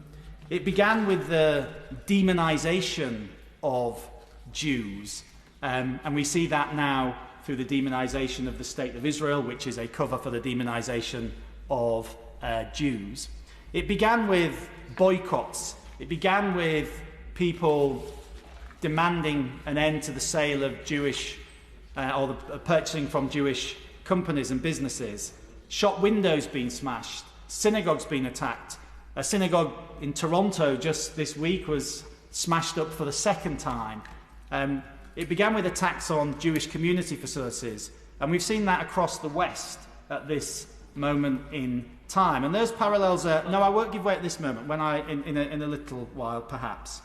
And this week I sat down with students from the Union of Jewish Students who told me of the genuinely horrific experiences Jewish students are having on campuses in this country at this time. And of course it's manifested itself in Jews being afraid to wear anything which marks them out as Jewish. Now, since October the 7th, I'm proud to be a Reformed Jew. I wear my kippah in synagogue, but since October the 7th, I've deliberately worn mine on public transit in this country to show my pride and my lack of fear at this moment in time.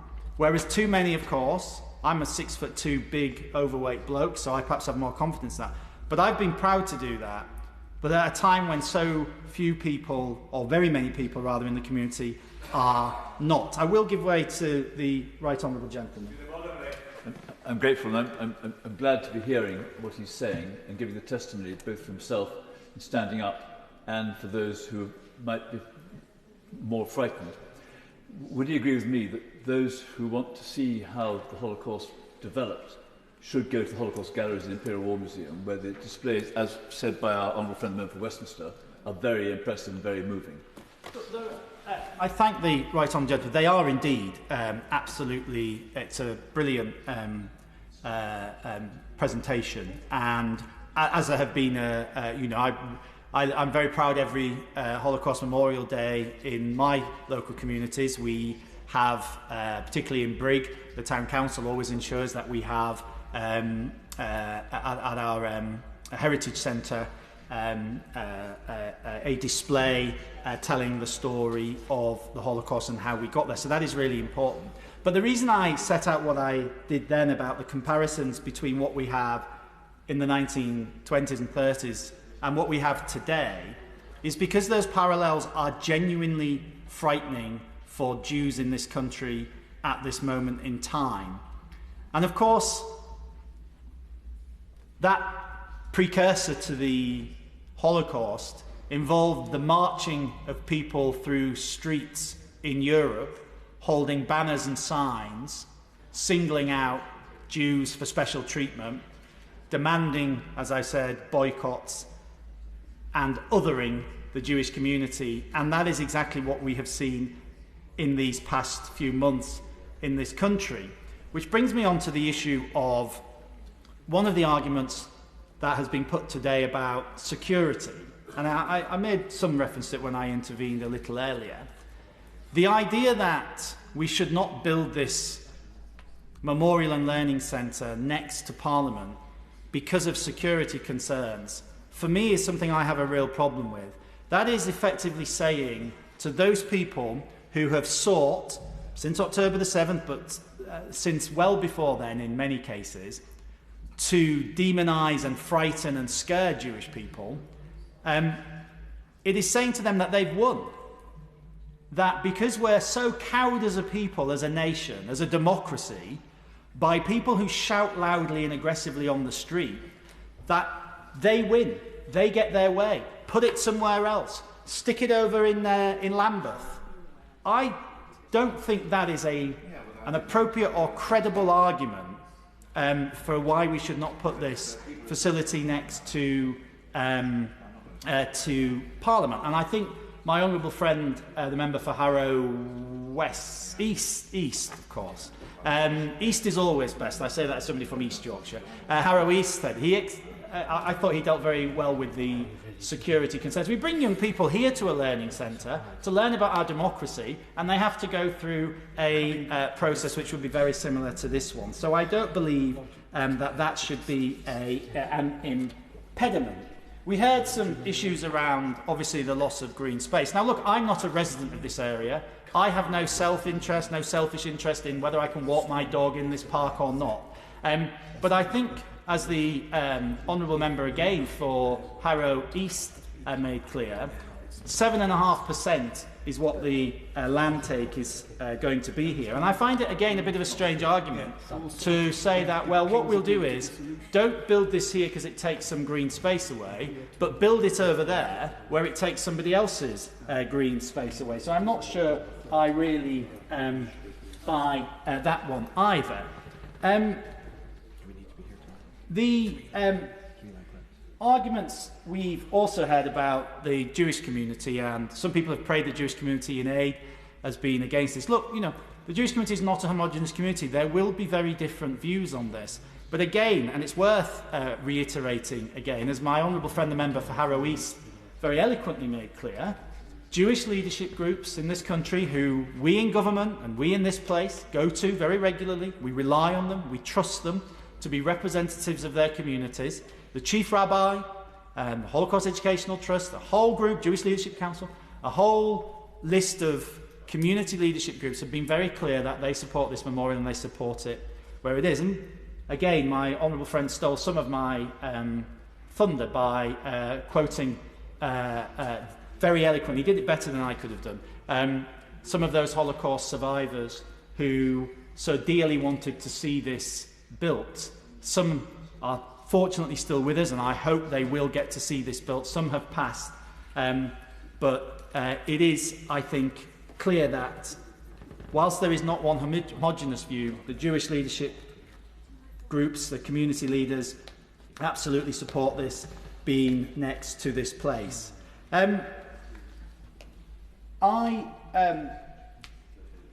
This is issue about size, and the father of the house who I respect very much, described this as a box, which I didn't think was a very appropriate way of describing this. But there are, I think, other interventions related to the size of this venue. And I don't believe size should be an impediment to somebody coming away from this with an experience which is truly moving and truly educational. And actually, my honourable friend again for Harrow East, who I am quoting it's the last time, so I had to be nice to him at last after 14 years of us being here together. Yad Vashem is an incredibly powerful place, but some of the parts of Yad Vashem I find most moving are the memorial to the children, which is small, and the room where you walk in with the photographs of, and it is so powerful and so moving. So I don't believe that, again, should be an argument. And it seems a bit strange to argue about cost and then at the same time be saying, oh, but it's not big enough and maybe it needs to be bigger but somewhere else. So that may well result in it being much more expensive. So I am conscious that this debate is time limited, but I wanted to make this contribution today because I do believe this will be built. I hope it will be built. And I believe that this moment in time, where we are seeing a record rise in Jew hate, in anti-Semitism, it is more important than ever that this memorial, this learning centre, stands next to this place, which is the thin blue line, red line, whatever colour line you want to call it, is the thin green line and red line between mob rule and between democracy. And at this particular moment in time, in these past few months, that line is being tested. It is being tested in a way it hasn't been tested for quite some time. And that is why it is my deepest belief that the location next to this place, which is all that stands between us and despotism as we and democratic institutions as we saw in Europe in the 30s and as we see even today in parts of the world, are very, very fragile. So on that basis, Mr Deputy Speaker, I will be opposing these amendments this evening and look forward to this bill passing.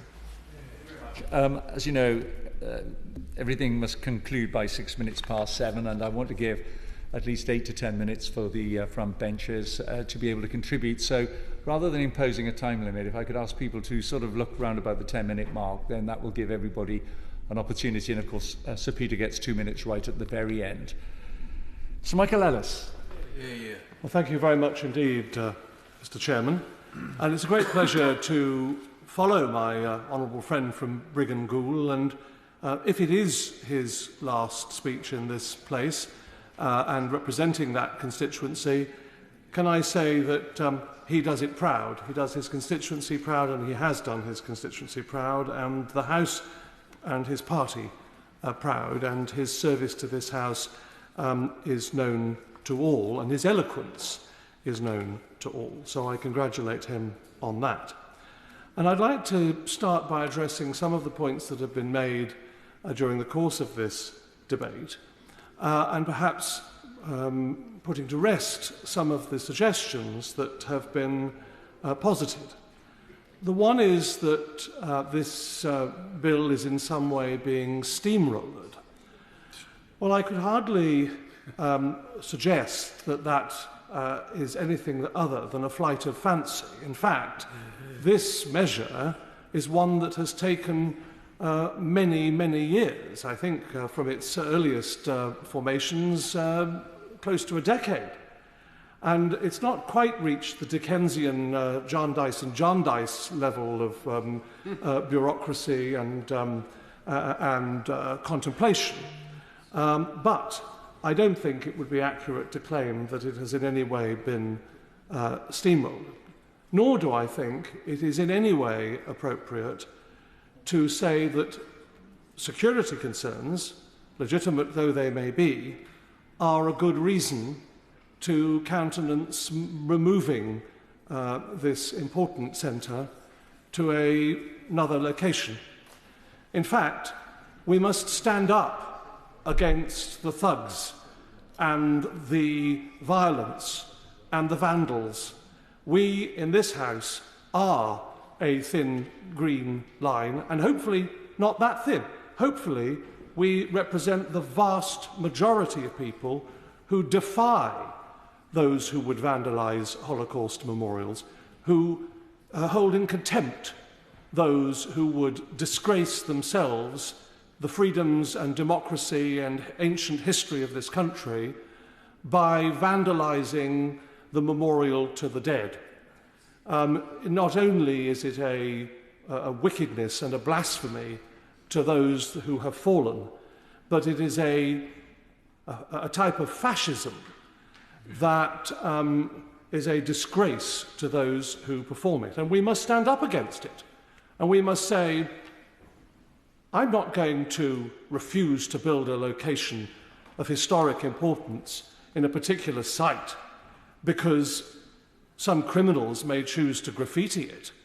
We defy you, and we stand up against you, and we don't buckle to those security concerns. We need, Mr. Chairman, a prominent memorial marking the Holocaust because, sadly, recent events have shown that we could see it happening again. It is not fanciful to say that such a thing could happen again. There are voices, Mr. Chairman, in this House who have heckled members, including myself, when I have spoken out against anti-Semitism. And there are voices outside who care about every nuance of other people's rights, microaggressions, but don't care about Jewish women and girls being brutally raped and savagely tortured whilst hostages in the pogrom of the 7th of October. We have seen a refusal of respected authorities around the world to accept that Hamas is a terrorist organisation, that what they did on October the 7th is unparalleled since the actual Holocaust of 1939-1945. And they defy that truth, and they show the world that it is not impossible that such an atrocity or something like it could occur again. And that's why we need a memorial. And for those who say, why does it have to be here? Well, it has to be here because this is the seat of our democracy. This is where our democracy fulcrum rests. This is the burning location where the fires of passion and where those have argued time and time again, almost for time immemorial, that it should occur. And this location, Victoria Tower Gardens, it is part of that historic situation. And it's not just about local residents. Of course, one has to be conscious of local residents, but it is a national memorial and it is of national importance.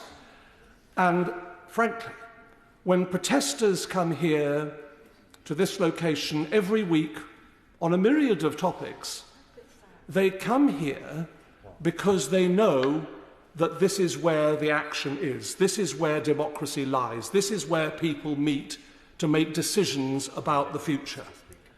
And for that same reason, the memorial should be in a location that is centred where people won't forget it. And as great figures of the recent past, like Nelson Rolihlahla Mandela and like Mohandas Gandhi and other towering figures in post-war history have made clear, it's not those who sow division and fuel the flames of conflict who bring light and hope to the world. Those who use their oratory, for example, to promote division and hate on the streets outside or elsewhere, they're here today, gone tomorrow. They don't matter. They are like wasps at a picnic whose buzz spreads momentary fear and packs a sharp and short-lived sting, perhaps. But wasps produce an alarming noise, but their presence is fleeting, and their sting is temporary. And we mustn't let those people deafen us to the realities, the cold, hard realities of why such a memorial in this location is necessary. And covering up a memorial, or needing to cover it up, or wishing to cover it up, is not a good reason to place it somewhere else.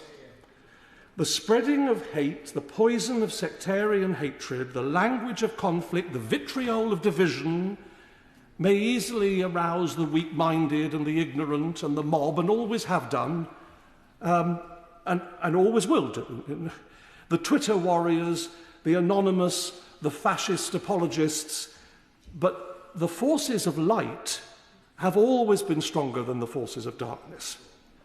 And where the chief rabbi, where the president of the Board of Deputies of British Jews, where the Holocaust Education Trust, whose very job it is to actually educate the younger generations about the Holocaust, they support this project.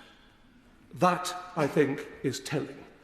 The Jewish people, forgive me, the Jewish people in this country are a very, very small minority. There are many constituencies, Mr. Chairman, where there will be no Jews at all, literally no Jews at all living in many constituencies. Many others where there will perhaps only be a dozen or two. Jews represent only 0.3% of the population of this country, at around 250,000 people in a population of 70 million. And in a world populated by 7 billion people, there are only 17 million Jews in the entire world. Small, but strong. Jews love life and they seek peace. They are not an homogeneous group. They do not all speak as one. One only needs to look for 5 minutes at Israeli democratic politics to see the divisions within Israeli society. And they're not all going to agree with everything, just as all black people are not going to agree with everything, or all red-headed people are not going to agree with everything. They are not an homogeneous group. But they love this country, they are respectful and grateful for it and to it, and many seek to serve it as I have tried to do, and I hope that long continues. And I say to those Jewish people who may be listening to this, look not to the noisy wasps that I've alluded to, but instead to a Prime Minister that we have whose moral stance has been clear and who is a, frankly, great hero to the British Jewish community, not because there are many votes in it, because there aren't, for the reasons that I've just said, but because it's the morally right thing to do. And likewise, our royal family, the Prince of Wales, who visited a synagogue, for example, and an elderly Holocaust survivor, is testimony to the support of a monarchy that I dare say those examples would have made the late Queen proud. But we need this memorial. Jews are not cowering with trembling knees. Maybe that happened in previous generations. They stand in the face of adversity, knowing that in this country there are many more of the Christian faith and the Hindu faith, the Sikh faith, the Buddhist faith, and the Muslim faith, who will stand with us and protect us and stop those who seek to harm and intimidate the Jewish community. We need a memorial to remind people of that. It needs to be in this location because of its paramount and historic importance, and to remind people why, indeed, the State of Israel has to exist. And so what I say to those who have an unnatural and unforgiving animus towards the Jews and disguise it as a hatred towards Israel and disguise it in other ways, they are just twigs cracking in an empty forest. They're birds chirping on a desert island, because their voices are weak and ineffectual if those of us in this house are speaking as one. And those tiny voices, those cracks in the wilderness, they are in a crowd of millions whose noise will block them out. This memorial is needed, and it must continue. Philip Dunne. Thank you very much, Mr. Chairman. I rise to speak in support of this bill and against the amendments, however nobly and well-intentioned they have been, nobly argued and well-intentioned. But I share the views of my honourable friend, the member for Northampton North and for Harrow East, that this has been a long time in the making, and further prevarication will simply mean that the objective of establishing a memorial gets pushed out further and further, and that is not a good reflection on this government's determination to see this come about. I speak as a Commissioner of the Commonwealth War Graves Commission and was very pleased we had the opportunity to have a debate in government time during War Graves Week last week. And the Commission, as was made clear by members right across the House throughout every contribution, does a magnificent job in maintaining memorials to the fallen in many countries around the world, many of which are of very substantial structure and were built in the immediate aftermath of the First World War primarily, some following the Second World War. And the time it took to construct, I think I'm right in saying, each of those memorials was less than the time it has taken us to get this memorial legislation through this House. And I think that is, frankly, shocking and something that we need to put right as a result of this bill.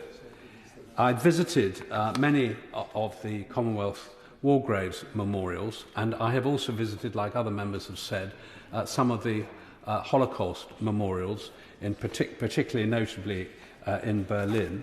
And so I'm aware of the pressure of visitor numbers from people who live in major cities where the Holocaust is commemorated, where memorials to the fallen are commemorated, and from visitors. They become a significant tourist attraction for people who wish to pay their respects and recognise the suffering, the sacrifices that have been made. So I do understand the pressure that this will place at the heart of our city, adjacent to this building in Parliament. But it is right that any memorial, in my view, should be in a prominent location where it is easy to access, which is at the heart of the nation, in order for it to have the kind of impact that we wish to see. I'm going to stray, if you'll allow me, Mr. Chairman, just a little bit off the immediate point of the amendments, but very briefly, to read, if I may, from an article that I wrote 9.5 years ago, in January 2015, in the week after the then Prime Minister David Cameron, with cross-party support, accepted the recommendations from the Holocaust Commission to build a national memorial with a world-class learning centre and an endowment fund to secure Holocaust education forever. And I wrote then, which I think remains valid today, and the reason why I'm taking the stance that I am, is that each year many members of this House across all parties sign the Holocaust Educational Trust's Book of Commitment to mark International Holocaust Memorial Day. The book honours those who died during the Holocaust, as well as those extraordinary survivors, of whom there are very few left today, who have devoted their lives since their experiences through the Holocaust to educate younger generations about what they endured. This year, Holocaust Memorial Day took place on the 79th anniversary of the liberation of Auschwitz-Birkenau. And as the deadliest concentration camp under the Third Reich, the name Auschwitz is synonymous with the Holocaust. 1 in 6 Jews who died were killed at the camp, approximately 1 million people. But even for those who survived, the scars of their incarceration, both physical and mental, would remain for the rest of their lives. Few who did survive are still with us, but their stories are as important now as ever. A few years ago, I visited Auschwitz with students from Bridgnorth in my constituency, and it is an experience that will remain with me for the rest of my life. The site is a haunting remnant of a regime's attempt to wipe an entire people from the face of the earth. The sheer number of those who lost their lives in concentration camps across Europe is almost incomprehensible. But the large piles of personal effects, like spectacles or shoes, taken from those walking to their deaths, really brought home to me just how many were killed. The collection of children's toys was particularly heartrending. That man is capable of such inhumanity, based on an adherence to a doctrine of hate, is a chilling thought. But to shy away from retelling one of the darkest periods of human history would be an injustice to those who lost their lives. Instead, it is essential that we continue to educate the next generation so they are aware of what happened under the Nazi regime and develop a more tolerant society, free from racism, prejudice and bigotry. The need for such a memorial in the UK is no greater now as we see increased reports of anti-Semitism for reasons that we can all understand. I'm afraid I won't allow, because I've extended the patience of Mr. Deputy Chairman. I would just like to conclude by reminding, not Mr. Deputy Chairman, Mr. Chairman, we're all getting very confused by having had advice from your predecessor in the chair, Mr. Chairman. It's thrown us all slightly off course. We have to stop prevaricating and get on with construction. I support this bill and will not support amendments to it. Sir Edward Leigh. I know that everybody's glued to their mobile phone about the announcements we've made by the general election, but this debate is really very important because we are commemorating the greatest crime in history. And I thought my honourable friend for Northampton North spoke very movingly about anti-Semitism. I just want to start my speech by saying I agree with every single thing he said. He said it so well. A brilliant speech. So this is tremendously important, but I do want to speak on behalf of my honourable friend for Westminster and her amendment number 2. And I'm because time is so short, I can't extrapolate on the appalling crimes of the Holocaust. I just really want to talk about the detail, as we should, of what is going on and what we are actually debating today. Because the amendment number 2, tabled by my friend, really sums up what I've been campaigning for a long time, and I declare an interest. I'm a worker here for 41 years. I live about a mile away. So as we all do, we all live locally, we all work here. So we all take an interest in this. And what I've been arguing for, and what I put in an intervention to my honourable friend, the Father of the House, was that we could have really sorted this out years ago by having a fantastic memorial in these gardens, similar to the memorial for slavery, and what is, that's also an incredibly important issue for us. Of a sort of similar size, we could have done it 8 years ago, but I've never been in favour of the underground learning centre. And I think because this is such a vital issue, it's absolutely important in terms of our duty to the Jewish community and everybody else, and the local community, that we proceed by consensus. And we should not be causing divisions on this, and we should really proceed. I make one last plea to the government to try and proceed by consensus on this. And that's what my honourable friends, the Father of the House and my honourable friend for Westminster, are simply trying to do. I know the Jewish community is not homogenous, but it is concerned that in a 2018 letter to the Times, signed by 8 Jewish peers, they expressed deep reservations about the project as it's currently proposed. And they knew what they were talking about. Now, I know Lord Cameron, when he was Prime Minister, was working with the best of intentions, and I understand the whole arguments about the proximity of the palace, the recognition of the importance of what we're talking about. But this decision was made without any proper consultation or investigation. Any further consideration shows numerous flaws on this particular site, and we really have to get into the detail of this. Design calls for a significant underground portion, even though located next to a river. In June 2016, 50 local properties flooded from underneath after a heavy downpour. Ancient marshland, and this is built on the Isle of Thorney, one of the original settlement of London, surrounded by marshland. Ancient marshland in which water table can rise alarmingly after sudden rainfall. Now, Victoria Tower Gardens is maintained by the Royal Parks, who have never supported the memorial in this location. Now, the Royal Parks chairman, Lord Grossman, himself Jewish, said, and I quote, "They have concerns about the potential risk of such a building on the intrinsic qualities of a well-used public park in an area of the city with a limited number of open spaces. And this is such a built-up area, this is such a well-loved park, specifically made for the people of London, a tiny oasis of green. And there is this fear, which the Honourable Member, the Minister, tried to deal with, this could be used as a precedent. It was protected specifically by an Act of Parliament dating from 1900. And these statutory protections are being undermined. It can only really, this small garden, one of the smallest parks in London, in one of the most built-up areas, can only really accommodate a memorial without damaging the characteristics of the park. Now, the design introduces, and I don't think anybody's made this point in this debate so far, an 80-metre ramp. There's a wide moat will split the park. Much of the existing broad swathes of grass will be replaced by paving. And we want as many people as possible, especially school children and young people, to visit the National Holocaust Memorial. Now, the existing pressures on Millbank will only be compounded by traffic seeking to access this memorial. There are no plans to deal with expected coach traffic and halting. I'm sorry to go into this detail, but it's actually essential to what we're talking about in this committee stage. There are no parking spaces or drop-off zones which are proposed. The local area Thorney Island Society has objected, and many other people. Fantastic arguments have been just dismissed, not dealt with, not answered. For most local residents, this useful park and open space will cease to function as such.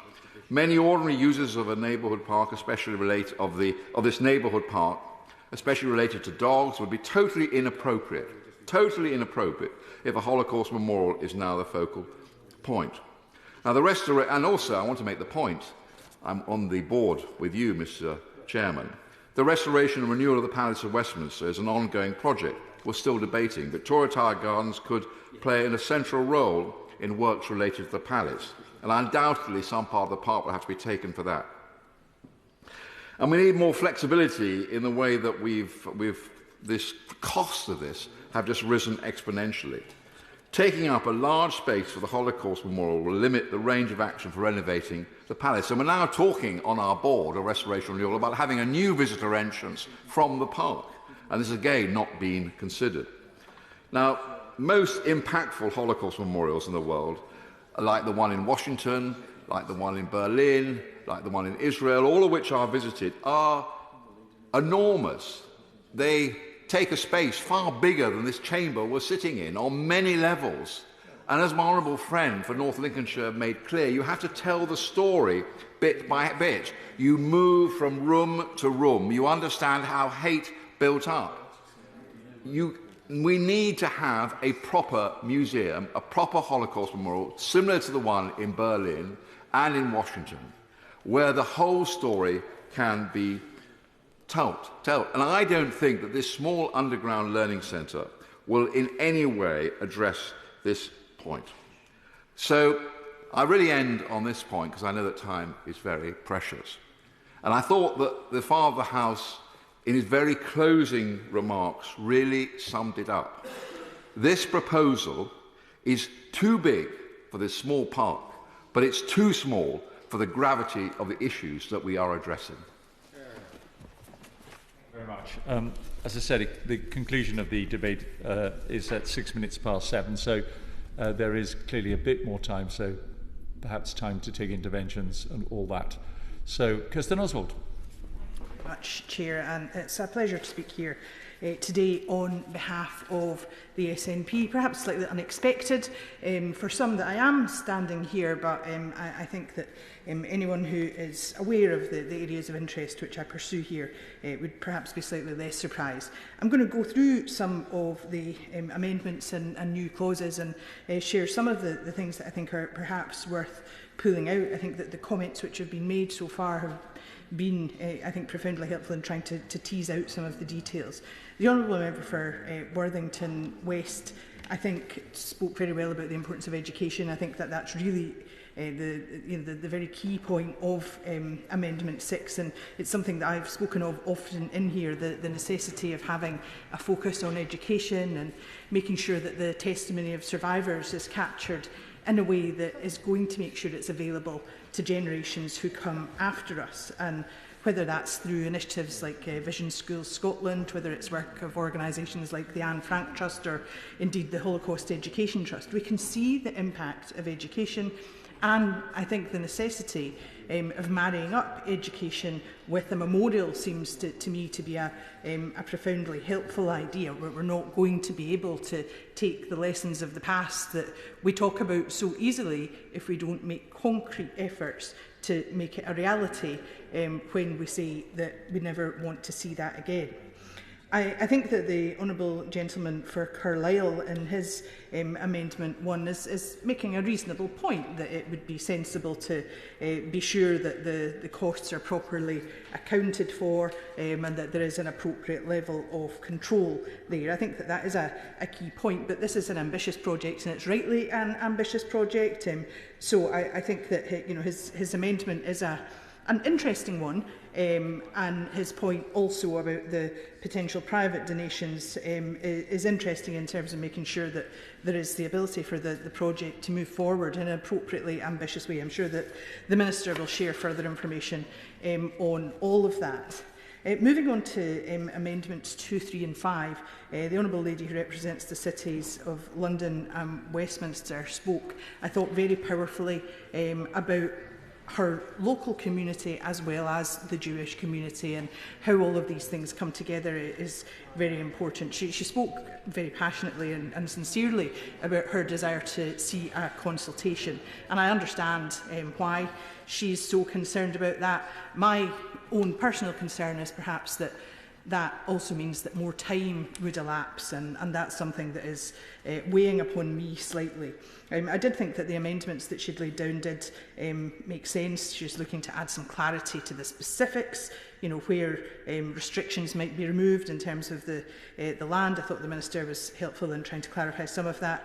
What the overall footprint would be, which is going to be allocated, that does matter, regardless of where this is going to happen. And equally, in terms of her Amendment 5, I can understand that there does need to be clarity and reassurance for residents and other users of, for instance, Victoria Tower Gardens. I hear that she wants to have that level of confidence for the people who live in this community. And I would imagine that, particularly considering the kind of memorials which are located in that particular park, people in general would want to have some comfort that they would be able to be protected in an appropriate way. Surely it is possible, though, for us to have a memorial and an education centre and protect these memorials. I think that the Honourable Member for Worthington West spoke earlier about the state of repair of the Buxton Memorial Fountain, and maybe there's a bigger conversation that needs to happen around these issues. In terms of Clause 2, the extent, commencement and the title of the bill itself, it's obviously an England and Wales bill, which is why some people might not have anticipated me standing up here. So, this is basically a planning matter that relates to a different country from my perspective. So it's not a subject that I'm intending to comment on at length in terms of that very specific point. So I don't really want to get into the details of the issues raised by the Honourable Member for Carlisle, for instance, in terms of planning and where specifically this should be located. But what I do want to say is that I'm only here today because I think it's really important for us to have concrete proposals that can be put into place as soon as possible to deliver a Holocaust Memorial and Learning Centre. I think that that's profoundly important and can't be lost in among the admittedly important details, but we cannot lose sight of the main point. And similarly on Clause 3, the territorial extent speaks for itself, so I'm not going to go there. The Honourable Gentleman from Carlisle talked about security. I think none of us need to look too far to appreciate why we would need to have serious thoughts about the security provisions that will be necessary to have in place. The world's obviously increasingly polarised, so we need to make sure everyone is secure, and that would be particularly important here.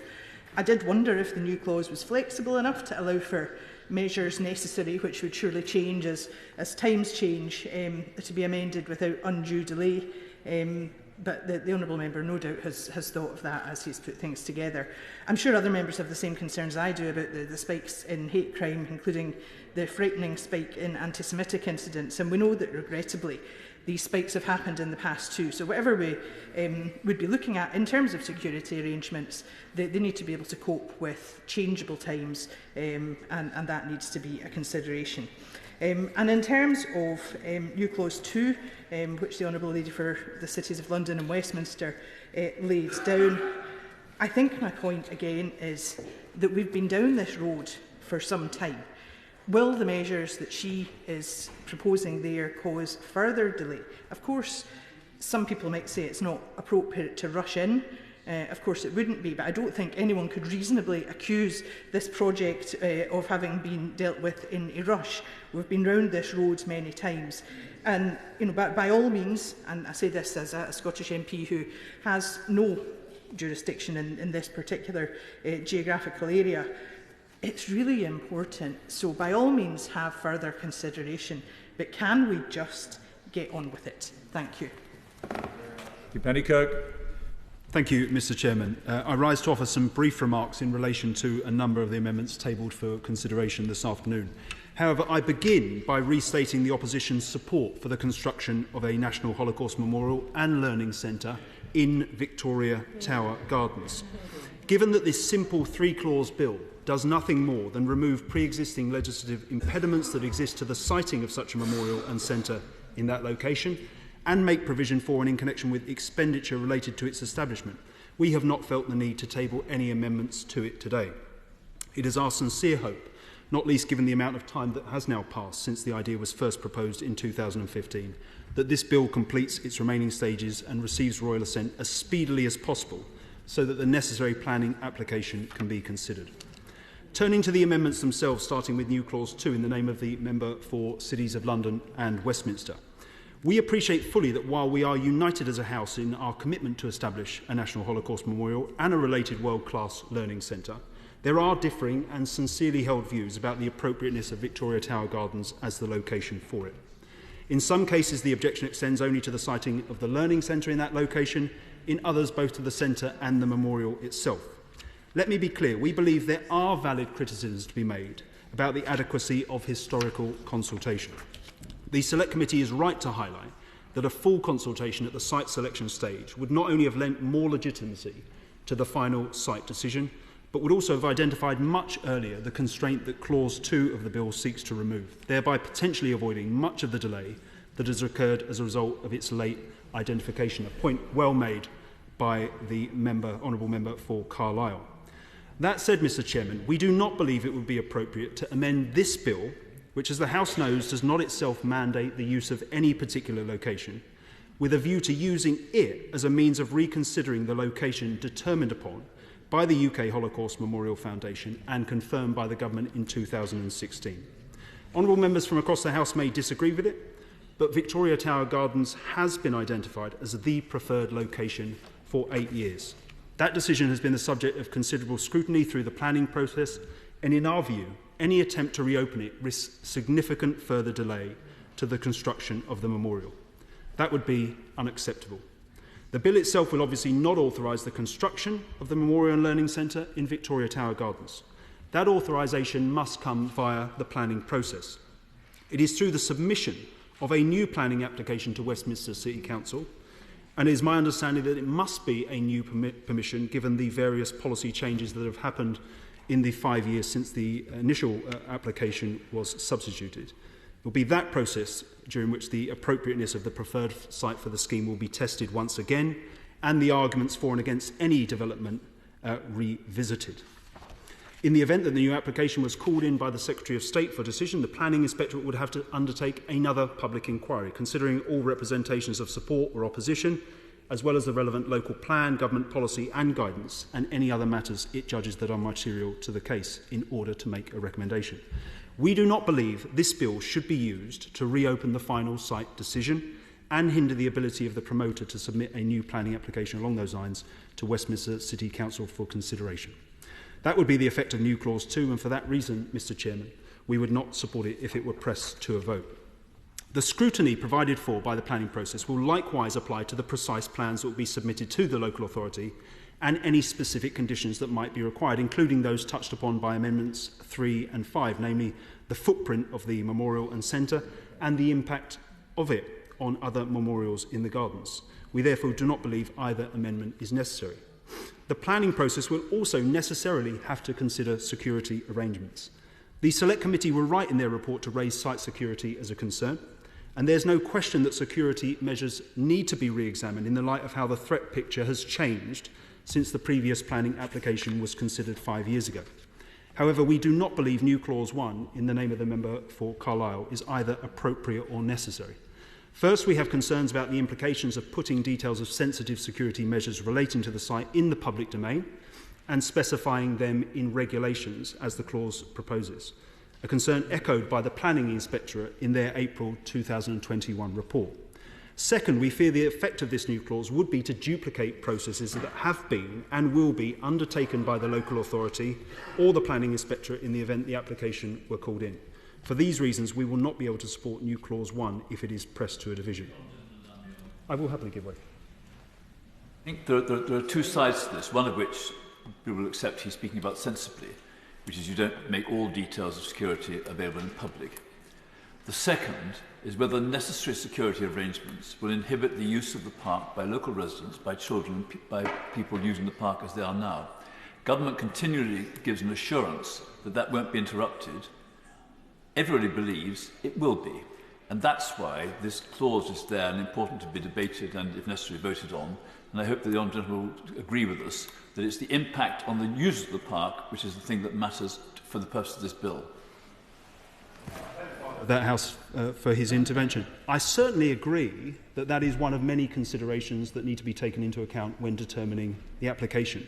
But I think there has been, and it's in many of the contributions of this debate, a number of matters raised which engage planning considerations, and this bill does not engage planning considerations, much as it will affect the ability to submit a particular planning application to come.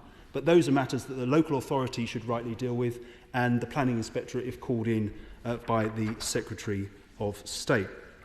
Turning lastly, Mr Chairman, to those amendments that concern expenditure relating to the memorial and centre as authorised by Clause 1 of the bill. The Select Committee are right to highlight that the true cost of the project has not been established and to emphasise the need to consider the appropriate use of public money when progressing it. Concerns about expenditure have also been highlighted by the National Audit Office, which has made clear that there is a risk that the contingency is not enough to cover further cost increases.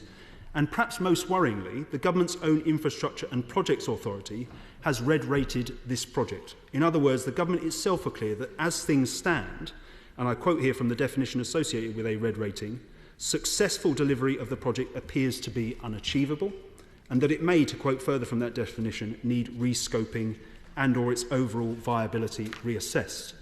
While the opposition would not support the imposition of expenditure caps as proposed by Amendment 1, it is clear to us that the Government do need to do more to ensure that the project will deliver value for money and to provide appropriate assurances in that regard, both in respect of capital and recurrent costs. As such, I'd welcome a robust assurance from the Minister when he responds that the Government have accurately estimated the cost of the project, will apply proper cost control throughout the construction period and will ensure running costs are sustainable. Thank you, Mr Chairman. Minister Simon Hall. Sir Roger, thank you very much indeed. And today in this chamber we have united in our the welcome return of our honourable friend the member for South Thanet. The House has united on security measures, on pub licensing for the Euros, probably not the most contentious piece of legislation before the House, and now on this Holocaust Memorial Bill. For all of the debate that we have had, and I am grateful to all right honourable and honourable friends and members who have contributed to it. We've been discussing how, we've been discussing where, we have been discussing when, but the House has never been discussing why. And for reasons more than tellingly amplified by my honourable friend the member for Brigg and Goole, my right honourable and learned friend the member for Northampton, North, my honourable friend, the member for Harrow East, and others, the why is clear and demonstrable. It's a sad fact, but it is. And I'm grateful to the honourable gentleman who speaks for the opposition, the member for Greenwich and Woolwich, for his support, as I am for the honourable lady's support from East Renfrewshire. I shall reserve my general thanks, remarks Sir Roger, to the third reading debate. But let me turn, if I may, to the amendments. And I would urge my right honourable and honourable friends, and invite right honourable and honourable members opposite, that were any of the amendments to be pushed to a vote to reject them, for reasons which I believe the honourable gentleman who spoke just before me ventilated extremely well. So let me set out, please, why I think that is the case. And I suppose I might just pause here, Sir Roger, if I may, just to remark that I think, I'm not necessarily an expert on these matters, but this is probably the last substantive piece of innovative business that this Parliament will be discussing, this 58th Parliament of the realm. And it's an honour for me to be taking part in it on behalf of His Majesty's government, because it allows me, as it does, to pay fulsome and personal tribute to certainly three right honourable and honourable friends on my side who will not be seeking re-election to this place. My right honourable friend, the member for Ludlow, who I didn't know before I came here in 2015, has been a stalwart friend and colleague, and he will be missed, I think, probably hugely across the House, and more than he will probably know, because he's too modest to even consider the assessment of that. Likewise, I didn't know the honourable gentleman, my honourable friend, the member for Brigg and Goole, but his wit, his humour, his ability to cheer up any situation has warmed many a moment, and again he will be missed. And I save to last, but by no means least, my honourable and darling friend, the member for Westminster and the City of London. We have known each other, Sir Roger, since we were 18 or 19 years of age. It was the joy of my life to see her join us here at the 2019 election. She spoke today, possibly, as she said, her last contribution on the floor of the House, in the same way that she said in her first remarks from her maiden speech onwards, with knowledge, with passion, with clarity and with certainty on behalf of all her constituents. My three retiree colleagues have served their communities well. They have run the race to the finish, and I hope that whatever the next chapter of their lives offers them, that they enjoy to the full. Education is key in this proposal. To educate, to make sure that subsequent generations don't repeat.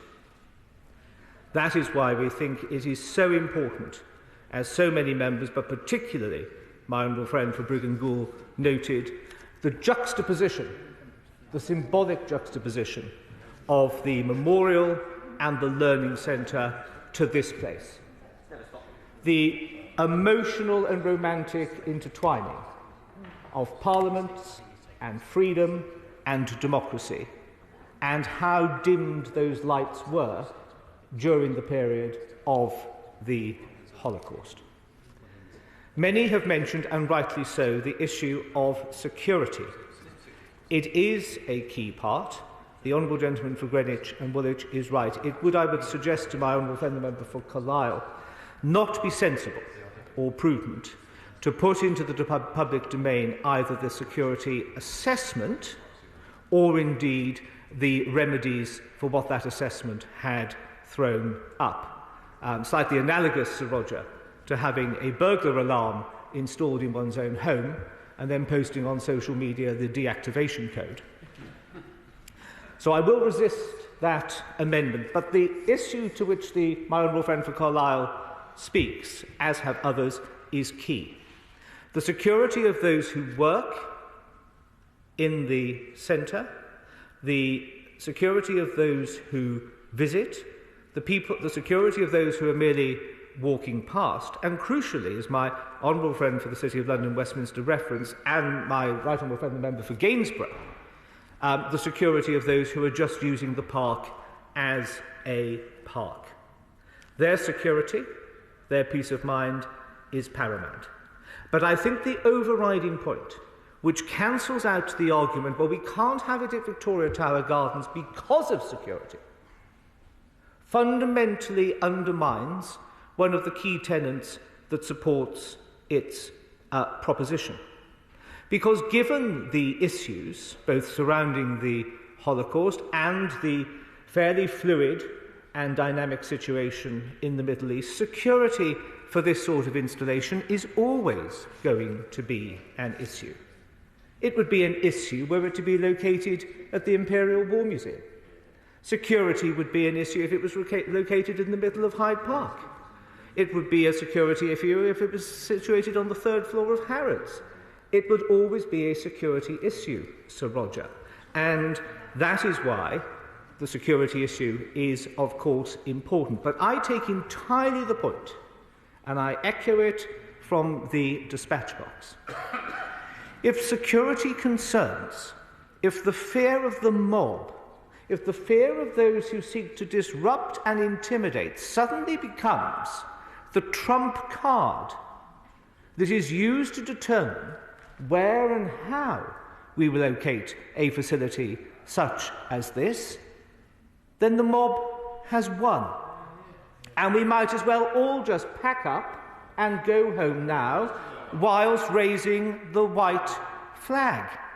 And that is why I think all of us in this House, but particularly the two front benches, concerned about the security issues, absolutely, but not prepared to bend the knee to the bully, to the thug, and to anti-democratic mob rule. I give way to my honourable friend.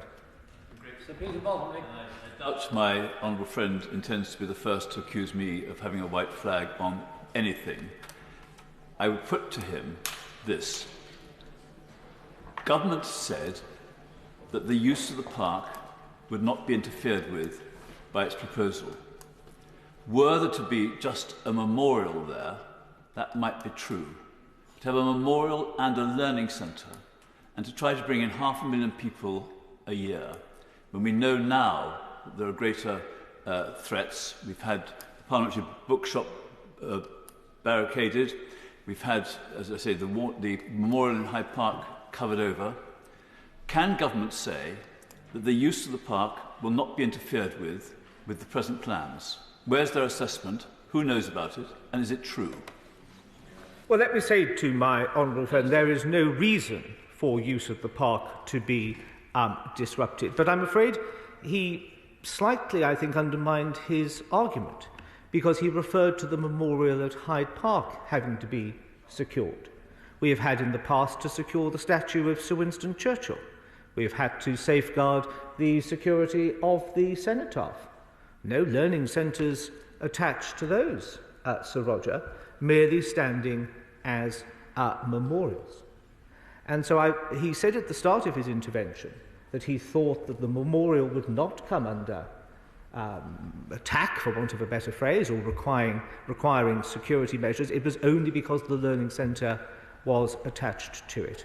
I don't agree. Now, I haven't got a crystal ball, but the whole security strategy, as in the same way that anybody writing a security strategy and plan for anything which has public use is always going to be tried and tested to every single scenario.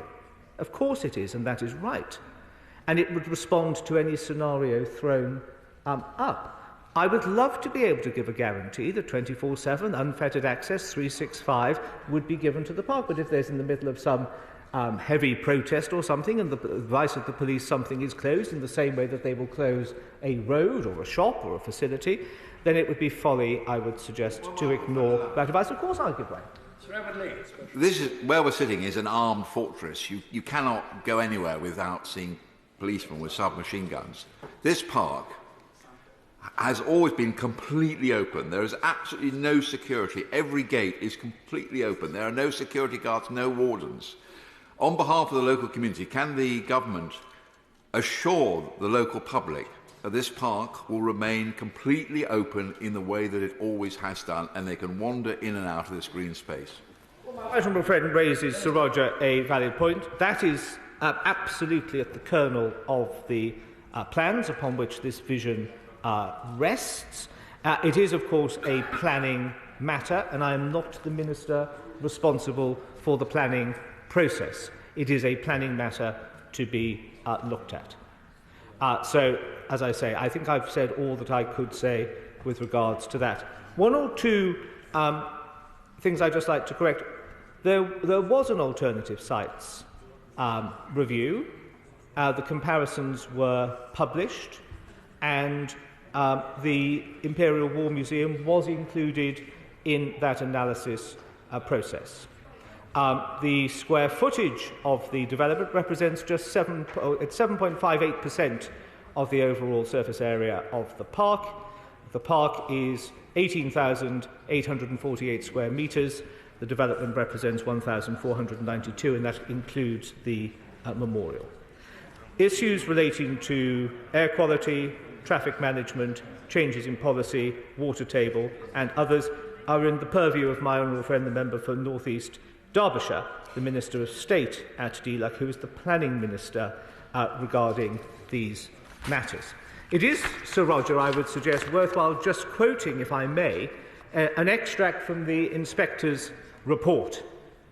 The inspectorate is, of course, as we know from cases in our own constituencies, independent of government.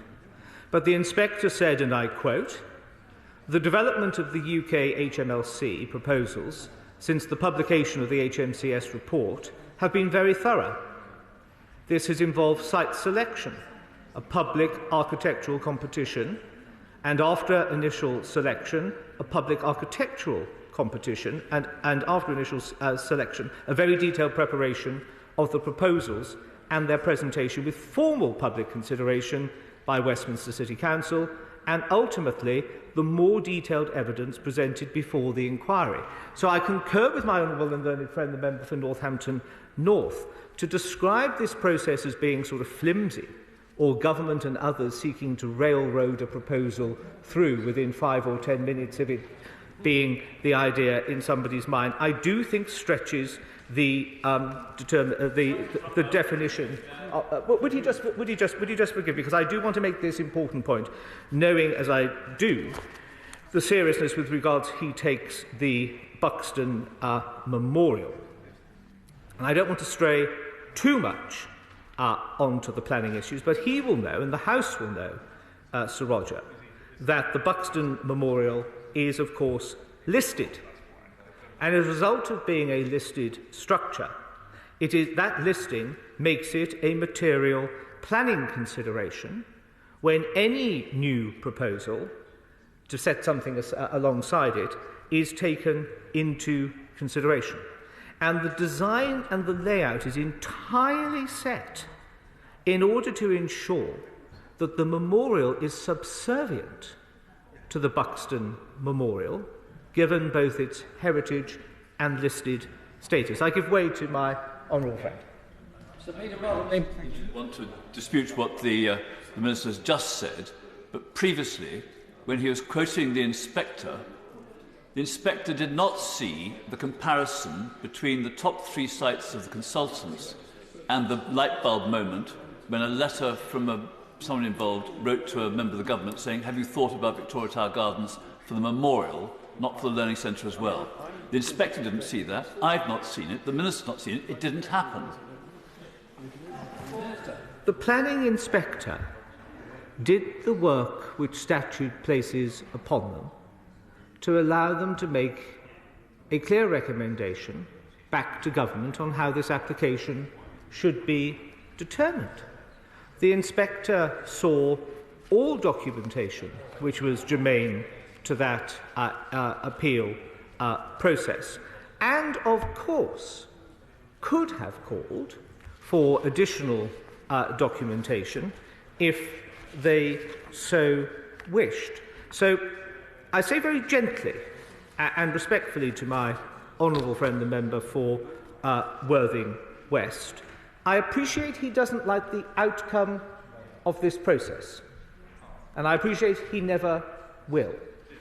But trying to cast a whole variety of aspersions with regards to how we arrived at it by questions about procedure and process, I don't think is particularly helpful on an issue which clearly commands the support of the majority of the House. Tilt at windmills where they exist, of course, but where they don't exist, don't seek to create them, would be my advice to the House.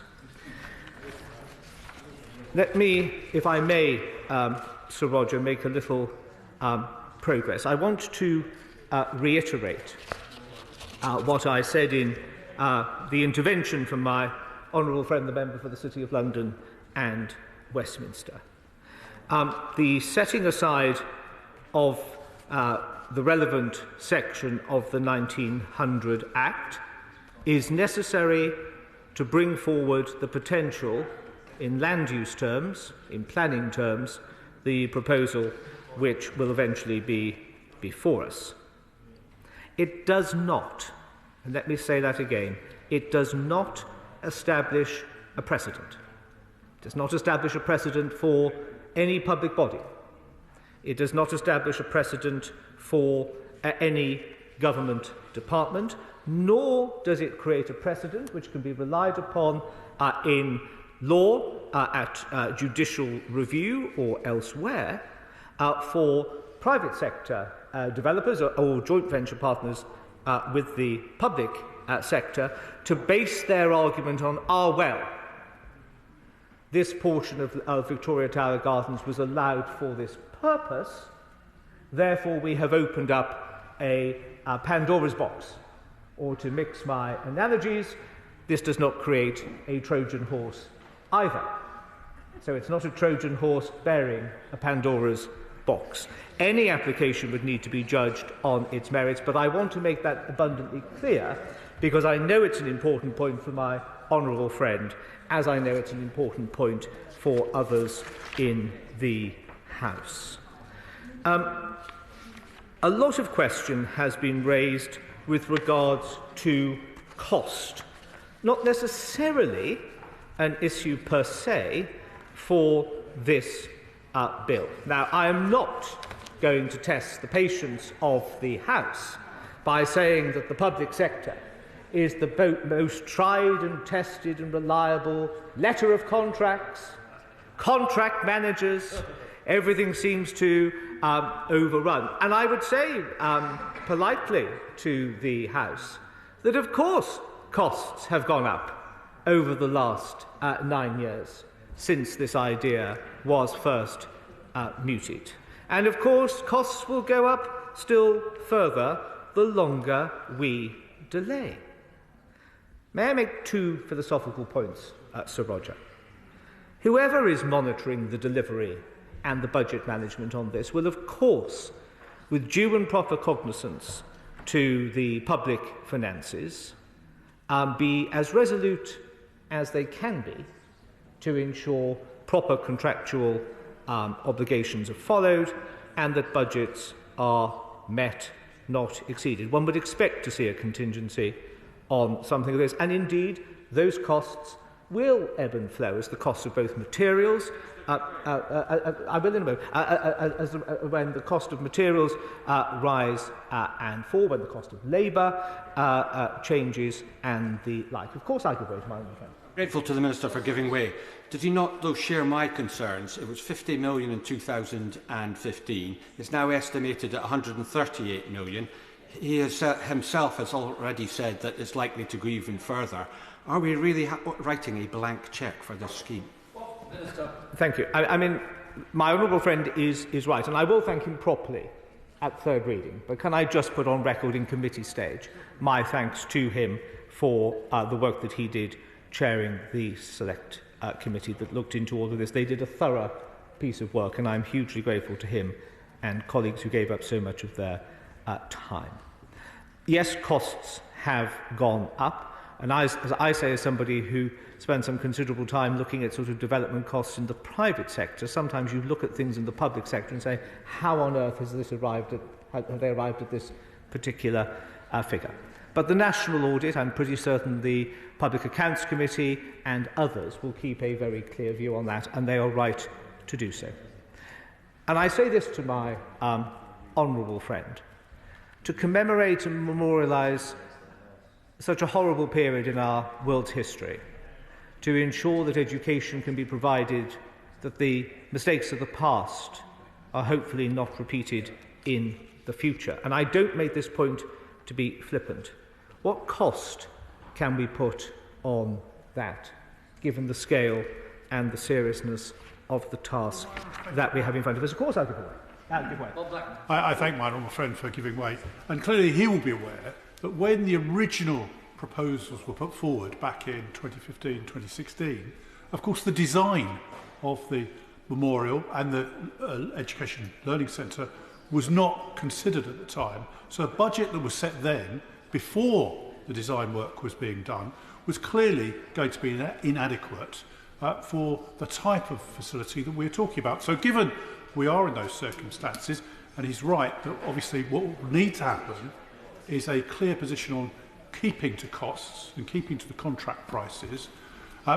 Equally, there's the provision, which no doubt my honourable friend would refer to, which is that of private sector investments. And would he agree with me that in all these developments, until such time as literally spades go in the ground, investors are very unlikely to make contributions until they see something really happening?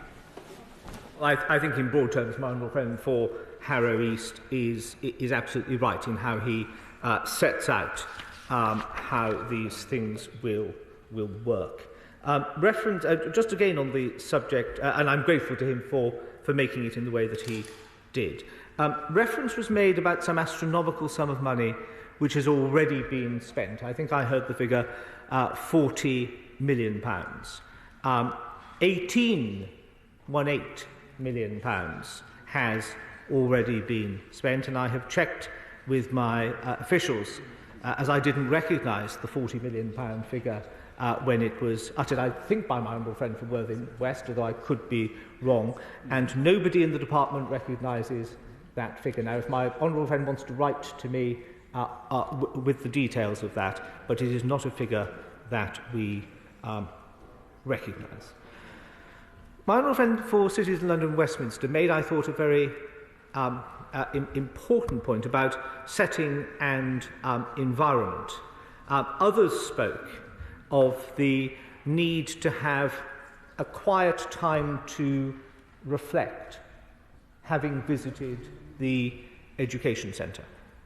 Different people will be moved and touched by what they see, what they hear, what they read in very different ways. And I think that there is a wonderful and compellingly attractive synergy to having the education centre and the memorial juxtaposed together. The point made by my honourable friend for Brigg and Goole, adjacent to Parliament, making that linkage through to democracy is of course key. But to have in a space where there are trees and plants, where there is the river close by, to be able to come out of that education facility and to see the memorial, to give time to pause, to reflect, to consider, to pray, just to hold hands or hug or whatever people may want to do to sort of express solidarity with each other, I think is quite key. Enormous pleasure. I thank him for giving way. He makes an absolutely very, very important point about how important it is to be able to have a moment of reflection. And as I said in my speech, having visited the Holocaust galleries at the Imperial War Museum, I personally came out of the museum, felt that I needed somewhere to sit and reflect. And surely that is one of the reasons why, as I have advocated, as others have advocated, that the Imperial War Museum actually is the right place for this memorial. Well, I'm going to say this to my honourable friend. I've certainly heard in my professional life before coming to this place, and I've actually heard in my political life, as I'm sure many of us have. Do you know what? I think this is a fantastic idea. Gosh, I think it's good. And I know an absolutely marvellous site 2.5 miles away from where you want to develop it. And it would be so much better there. My goodness me, it would stand out absolutely beautiful. But don't do it here. Don't do it in my backyard. And it is my honourable friend's backyard, given the fact that this is her constituency.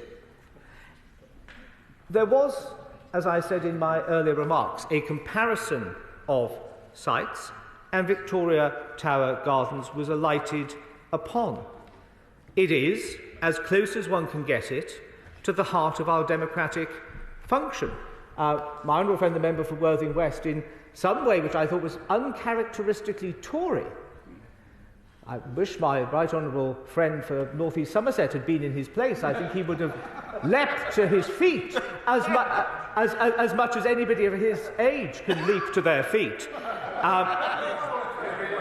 Well, let me just finish this point, and then of course I'll give way to my right honourable friend.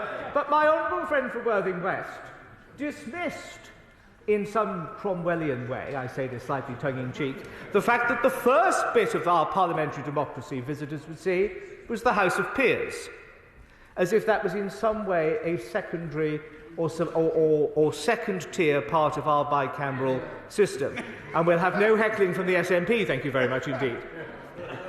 It is where the throne sits. It is where the power of this place emanates from. We are the Crown, and the Crown interlinked. I'm going to give way to a Tory. Grateful to my...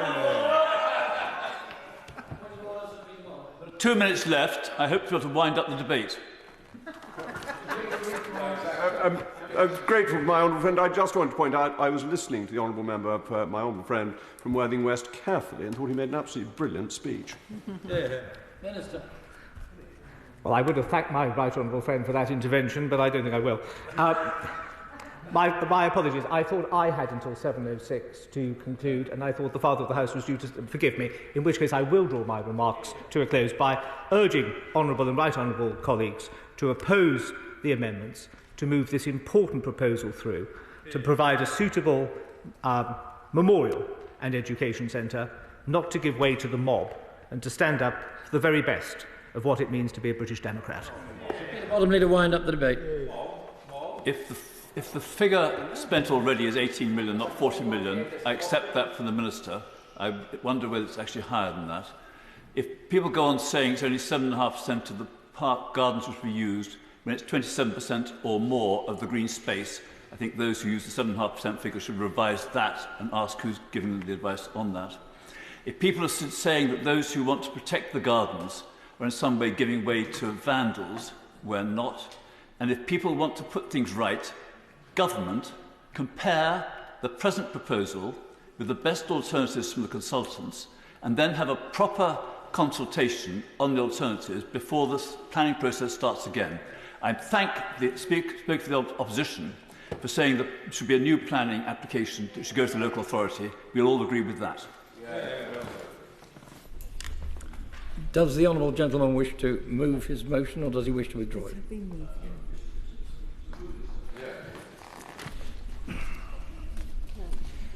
The question is that Amendment 6 be made. As many of that opinion say aye. Aye. Contrary, no. No! I think the noes have it. The noes have it. I must now put the questions necessary to bring the proceedings of the Committee of the Whole House to a conclusion. Amendment 1 to Clause 1. John Stephen to move formally. Question is that Amendment 1 to Clause 1 be made. As many of that opinion say it? What? It's withdrawn. I beg your pardon. I'm sorry, I didn't hear you. Amendment 1 with the Leave the House withdrawn. Aye. The question is that Clause 1 stand part of the bill. As many of that opinion say aye. Aye. Contrary, no. The ayes have it. Amendment 2. to Clause 2. Nickie Aiken to move formally. To move formally. The question is that Amendment 2 be made. As many of that opinion say aye. Contrary, no. No! I think the noes have it. Amendment 3 to Clause 2. Nickie Aiken to move formally. The question is that Amendment 3 be made. As many of that opinion say aye. Contrary, no. No! The ayes have it. The noes have it. Beg your pardon. Just testing. Glad to see you're awake. Amendment 5 to Clause 2. Nickie Aiken to move formally. Move formally. The question is that Amendment 5 be made. As many of that opinion say aye. Contrary, no. No! I think the noes have it. The question is that Clause 2 stand part of the bill. As many of that opinion say aye. Aye. Contrary, no. The ayes have it. The question is that Clause 3 stand part of the bill. As many of that opinion say aye. Aye. Contrary, no. The ayes have it. John Stevenson to move new Clause 1 formally. To move robustly. Oh. The question is that Clause 1 be read a second time. As many of that opinion say aye. Aye. Of the contrary, no? No!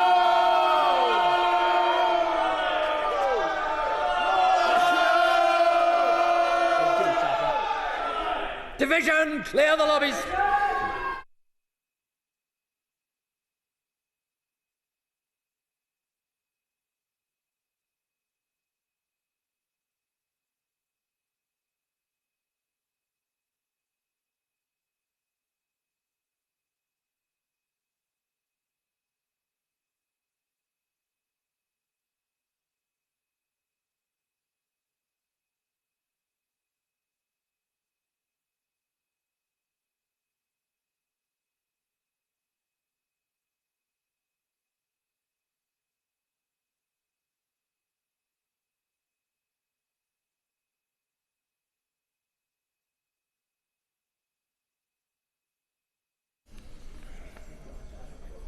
The question is that new Clause 1 be read a second time. As many of that opinion say aye. Aye. Aye. Contrary, no. No. Tell us for the ayes, Nickie Aiken and Edward Leigh. Tell us for the noes, Joy Morrissey and Mark Jenkinson.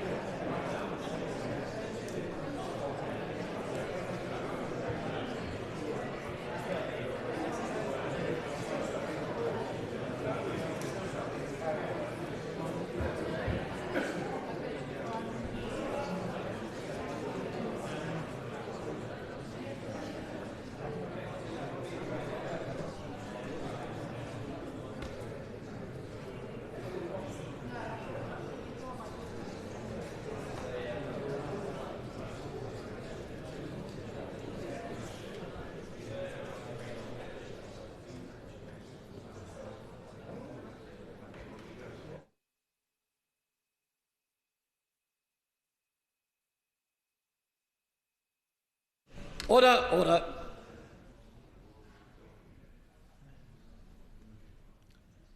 The ayes to the right, 11.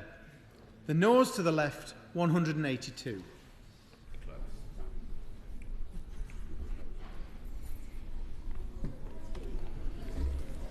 The ayes to the right were 11. The noes to the left were 182. So the noes have it. Unlock. Order, order.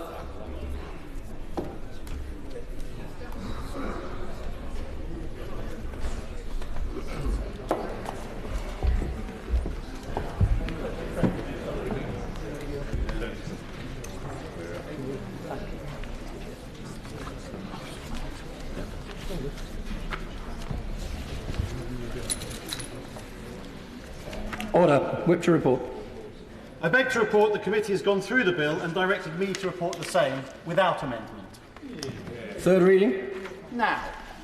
Minister to move third reading. Mr Deputy Speaker, I beg to move that the bill be now read a third time. And may I begin, sir, by thanking you and your fellow Deputy Speakers for chairing the business as expeditiously as we did for committee. And can I thank all of my honourable and right honourable friends excuse me, and honourable and right honourable members opposite who took part in that debate. Informed, sensible, probing and proper. I would also like to thank, if I may, the officials who have worked diligently and with the efficiency and professionalism which anybody who's been a minister now comes to expect almost as a matter of course from our wonderful civil service. I want to thank Paul Downey, Helen Jones, Ruby Hatton, Emma Morrison and Sally Seeley for all that they have done during the progress of this bill. I particularly want to thank my Private Secretary, James Selby, for all that he has done in order to make sure that everything has been in order. And it would be remiss of me not to thank Ed Balls and my noble friend the Lord Pickles for all that they have done to progress this idea. I also want to thank those honourable friends and honourable members who so willingly and diligently gave of their time on the Bill Committee. My honourable friend, the member for Carlisle, who chaired it with his customary wit and professionalism. To the honourable gentleman, the member for Selby and Ainsty, the honourable gentleman for Hull East, and my honourable friends, the member for Guildford and Great Grimsby. The House owes all of them a debt of gratitude. The government owes them a debt of gratitude, and I pay that wholeheartedly and fulsomely now. I'd also like to thank those who gave of their time in preparing their case.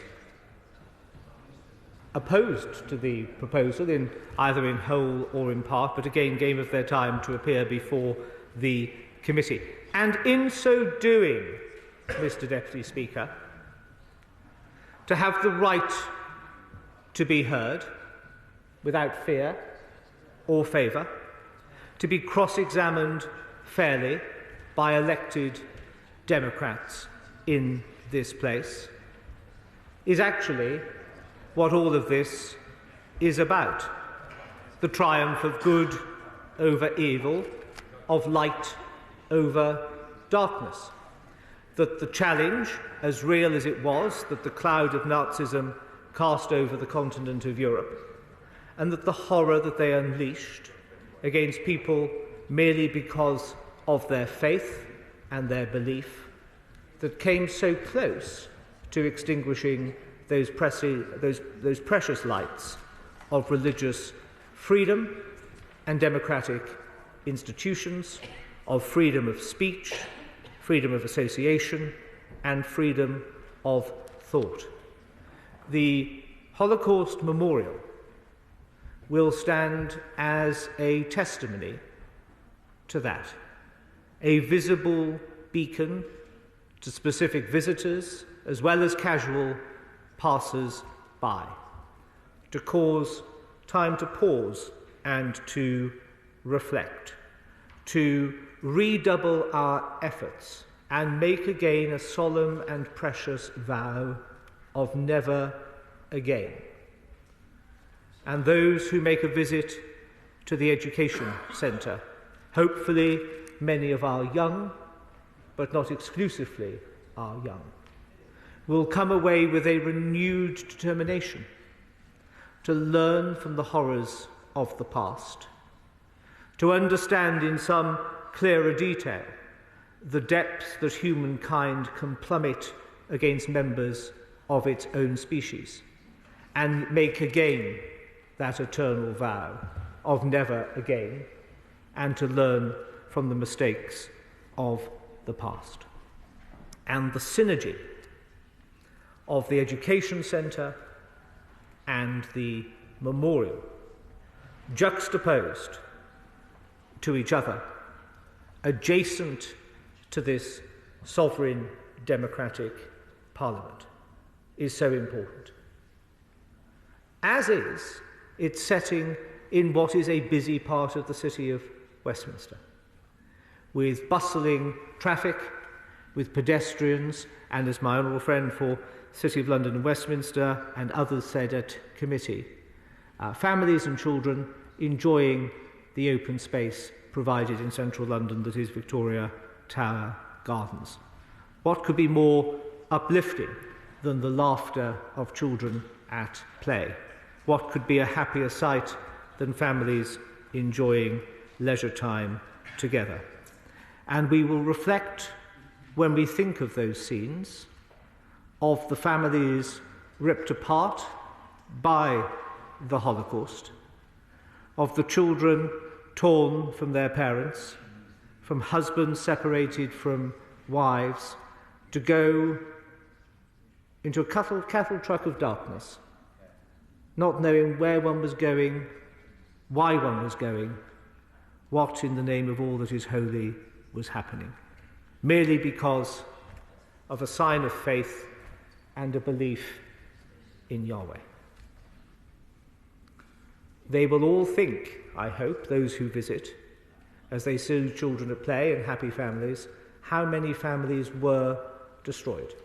And that is why the imperative to deliver this remains ever pressing, because those who either were part of the kinder transport, I think of the noble Lord Dubbs and others, that generation who have contemporary memory, even from a very young age, are aging and are dying. I think it is so important that even with a small and dwindling cohort of those who are the real-time survivors, that they know and they can draw, I hope, spiritual comfort from the fact that we don't forget, that we do remember, and that we do recommit not to repeat. I'm grateful, the government is grateful to the opposition for their support during the progress of the bill.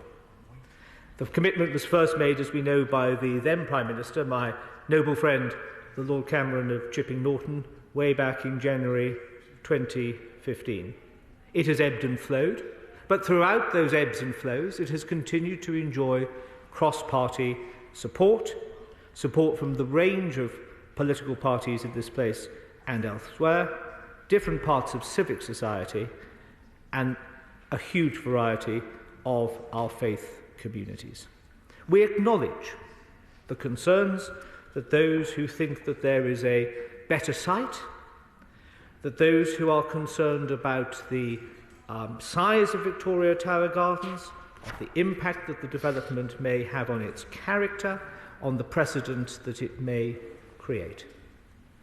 I hope that during the progress of our committee stage, Mr. Deputy Speaker, I was able to address those points as best that I could, cognizant of the fact, and probably worthy of just reminding ourselves, that many, as the Honourable Gentleman for Greenwich and Woolwich alluded to in his kind and supportive remarks towards the end of the committee stage, were matters perfectly legitimate, totally legitimate concerns, but germane to the planning process, not to the progress of this bill.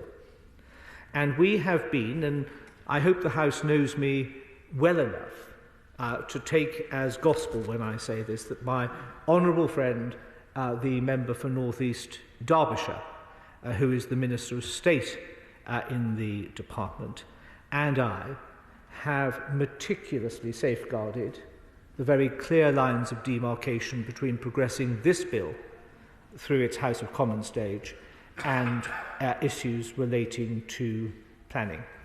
I can say, Mr Deputy Speaker, hand on heart, that my honourable friend for North East Derbyshire and I have not exchanged one single word about this bill, about the site, about the proposal. And I think that's an important thing just to stress at third reading, that the probity, understanding the difference in the various powers on this and the quasi-judicial function that sits behind the planning process, has been clearly understood and respected throughout.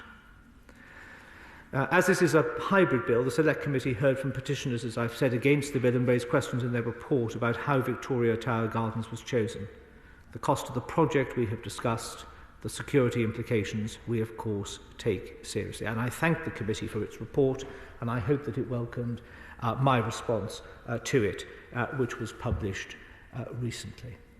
And of course we take security of our fellow citizens as one of our clear first and primary duties. And there will be challenges, I have no doubt, in that arena. There will need to be dynamic solutions to it. But I say again, for absolute certainty, I echo the point made so ably by my honourable friend, the member for Brigg and Goole. The day when the decisions of where and how we site our memorials is dictated to, the whip hand given, the fiat acknowledged of a group of unaccountable people who believe that those who shout loudest, who wave the most banners, who cause the most disruption, who generate the most vandalism will prevail because the state has neither the nerve or the spine to stand up to them, to say what we think is right, that we cherish it and that we will support it with all that we can. I make that commitment to the House and to the country today. We will not be, nor should we be, dictated to by those who are fundamentally anti-democratic, who will not take no for an answer, who will only accept victory and never defeat. We say to them, not here, not now, not ever, because to give ground on that would fundamentally change this place and our democratic functions. And as we approach that most important of democratic functions on the 4th of July, it is a time for all of us who wear the badge honourably of Democrats to stand up for our shared values, irrespective of where there are political differentials. And I think the Honourable Lady for Bath wished to intervene, or she wants to speak, in which case I won't let her intervene. Who was that? My honourable friend from Winchester up until the end. Chunters from the backbenches. I think we have lost sight of the fact that the proposals were considered at a very detailed and independent planning inquiry. So again, that set against the work of the thorough work of the committee and the time that has elapsed since 2015 when the proposal was first given voice, I think fundamentally undermines the accusation of railroading by government. The planning inspector considered a great deal of the evidence and looked in significant detail at matters such as the impact on Victoria Tower Gardens and, crucially, on the existing memorials, the Buxton Memorial and others. The inspector concluded that any harms to heritage assets were outweighed by the public benefits of the scheme, and the design and the layout will, of course, take absolutely the right approach to respecting those existing monuments, particularly where they are listed. But the planning process, as I've said, is the correct way to consider these issues, and it is not necessary, indeed would not be right, for debates on the bill to become concerned with the minutiae of planning matters. And let me say again at third reading that the bill deals with a very narrow point in the London County Council Improvements Act of 1900, and it was only that issue that was found to be an obstacle to construction in Victoria Tower Gardens. And let me say again, for the convenience of the House and for certainty for those outside, this bill creates no precedent in its alleviation of the clause within that Act. It sets no precedent either elsewhere in Victoria Tower Gardens or elsewhere. We regret to record, Mr Deputy Speaker, that anti-Semitism is at record levels, and the devastatingly clear speech delivered by my right honourable friend, the member for Surrey Heath, just yesterday put that into very clear view. The great-grandson of survivor, a great-grandson of the survivor Lily Ebert, has said, when we no longer have survivors like Lily among us, this memorial will help to ensure that their experience is never forgotten. We can create the next generation of witnesses. We must do that in order to ensure that the pernicious weed of anti-Semitism can be grubbed up and removed, the stain that it is on some sections of society. Let me conclude, Mr Deputy Speaker, as I began, by expressing my thanks to members for their contribution at second reading, at third reading in committee. I'm grateful to the clerks of the House, as always, for supporting the smooth running of the bill, and to the Holocaust Memorial team in my department for their policy and bill management support. I look forward to watching the bill's progress in the other place, from this place, Mr Deputy Speaker, and I commend it to the House. Question is, the bill be now read a third time. Matthew Pennycook. Thank you, Mr Deputy Speaker. I start by thanking the clerks, the House staff and library specialists for facilitating our debates on the bill. I also put on record our thanks to all those honourable members who have contributed to our proceedings at all stages. In particular, I offer our sincere thanks to those who served on the Select Committee for their work in overseeing the bill's petitioning period, and all those who made petitions against the bill. Lastly, can I put on record once again the thanks of these benches to all those who have been involved in advancing the proposed National Memorial to the Holocaust and Holocaust education more generally over recent years. There are far too many to name individually, Mr Deputy Speaker, but I must make specific reference to the past and present members of the UK Holocaust Memorial Foundation, including the Right Honourable Ed Balls and the Right Honourable the Lord Eric Pickles, the Holocaust Memorial Day Trust and the Holocaust Educational Trust, and of course all the survivors of the Shoah who have not only campaigned for Holocaust education, but personally championed the project, including many who are sadly no longer with us. Mr Deputy Speaker, whatever differences might exist about precisely how we do so, we are united as a House in our commitment to remembering and learning from the Holocaust. It is imperative that we continue to educate future generations about what happened, both as a mark of respect to those who were murdered and those who survived, and also as a warning about what happens when anti-Semitism, prejudice and hatred are allowed to flourish unchecked. A national memorial for remembrance of the Holocaust will stand as a permanent reminder of the horrors of the past and the need for a democratic citizenry to remain ever vigilant and willing to act when the values that underpin a free and tolerant society are undermined or threatened. as well as encouraging reflection on the implications of those horrors for British government and society. Mr. Deputy Speaker, as was mentioned by several honourable members, and rightly so at committee stage, in the 9 years since this idea was first mooted, the case for such a monument and institution has become acute. Not only does anti-Jewish hatred continue to grow, but the remaining survivors of the Holocaust become ever fewer and ever frailer. We owe it to those who remain with us and to future generations to complete this vitally important project, and with that concern at the forefront of our minds, we wholeheartedly support the passage of the bill this evening. Sir Peter Bottomley. Mr. Deputy Speaker, I know that the Honourable Lady will need to get in, and I'll try not to say as much as I would otherwise intended to have done. I do recommend to those who read this third reading debate, particularly those in another place who will be considering this bill perhaps after the election, they look at Early Day Motion 711, which spells out a number of the issues. I hope they will look with kindness on what my honourable friend the Minister has said. There are other interpretations on a number of issues. Those of us who think there should be a memorial do not necessarily think the Learning Centre should be with it. Those who think there should be a Learning Centre don't think it should be squashed in what I describe as a box underneath a memorial. There are many who think the memorial could be better than the design not chosen in Ottawa. And I do think it's a continuing embarrassment to government that the person who was named 13 times in the announcement of the winning design, Sir David Adjie, is a name that ministers can't say today.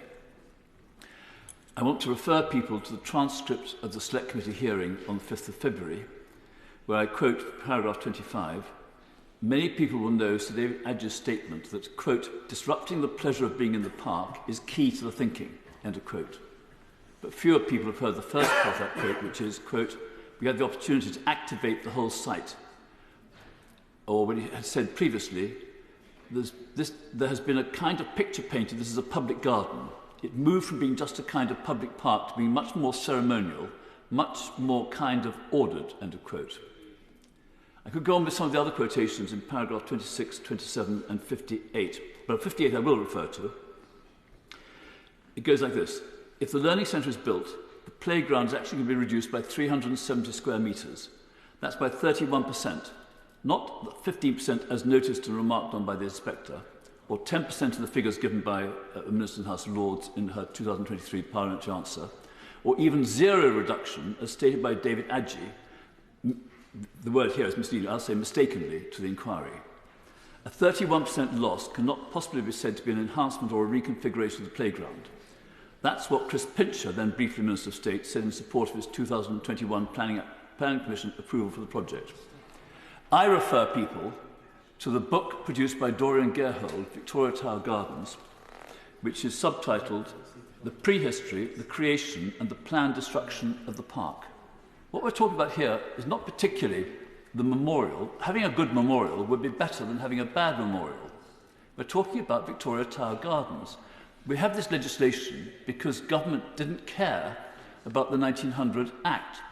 And I say to government, better faith would have acknowledged that the bill they were putting forward was hybrid, not resisting that to the examiners in both houses.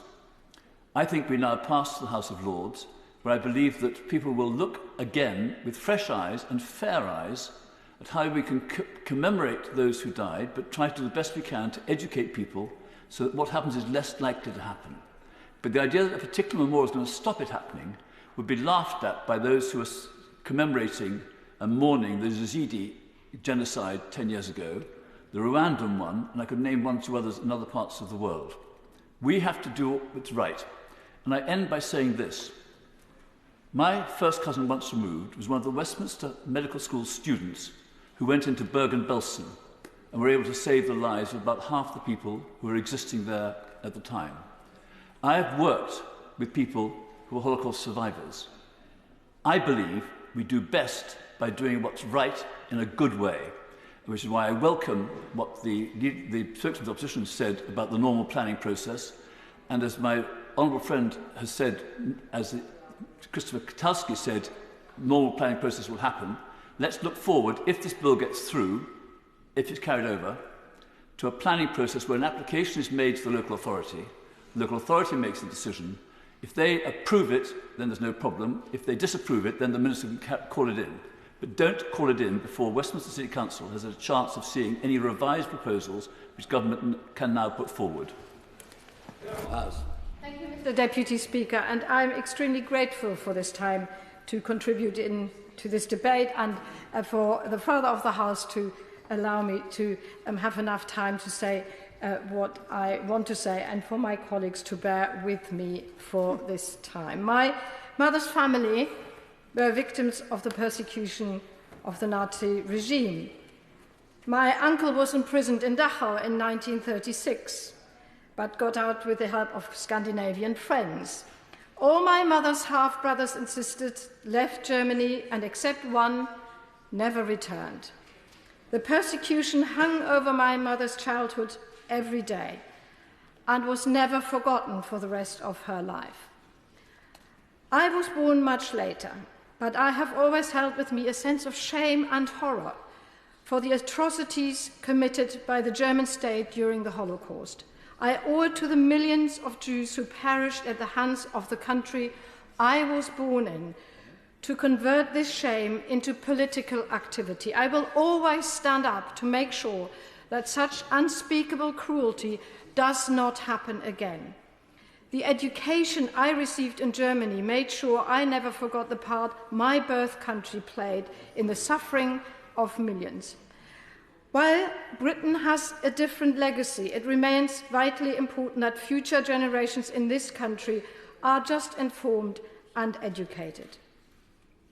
One of the most significant lessons we can learn is ensuring that we identify the initial indicators of injustice. We must remember that the atrocities of the Holocaust first began by creating communities of division and hatred.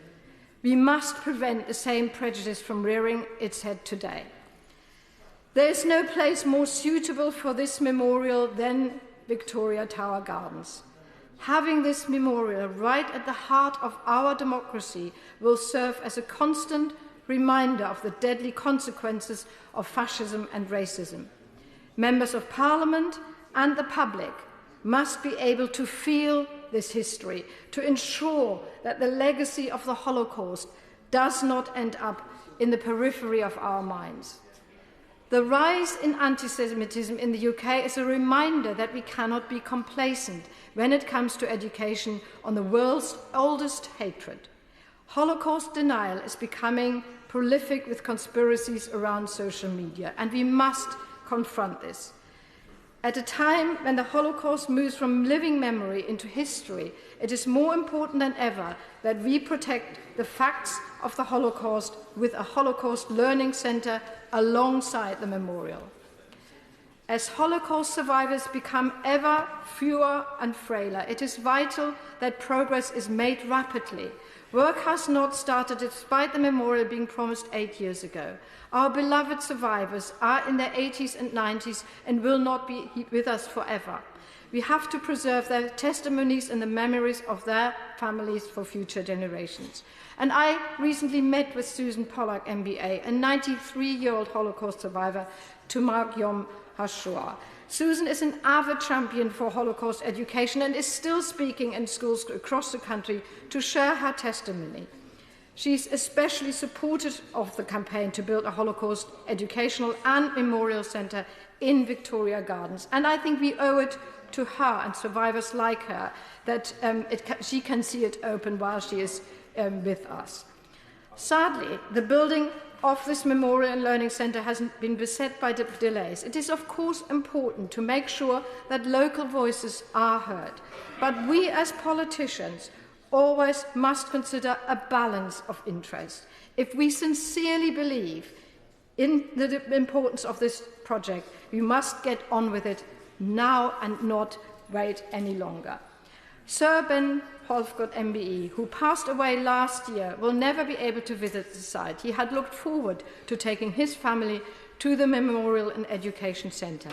As Sir Ben said before his passing, the memorial will, and I quote, ensure that the memory of the 6 million Jewish men, women and children who who were murdered by the Nazis and their collaborators will never be forgotten, and that my story and the story of my fellow survivors can continue to be told forever. Thank you. And just very briefly, I listened very carefully to the speech from my honourable friend from Northampton North. I'm not a Jew, Mr Deputy Speaker. I don't represent a constituency with a big Jewish community, and note his point about the small numbers of Jews that there are actually in our country. But I do like to know my history, and I know my constituents across Winchester and Charles Ford do also. And so I have followed the progress of this bill closely. A couple of years ago, the then Prince of Wales came to Winchester to unveil the statue of Licoricia, a very famous Jewish figure from medieval Winchester, and her son Asher. And it stands in Jewry Street in the heart of our city as a permanent reminder of what happened.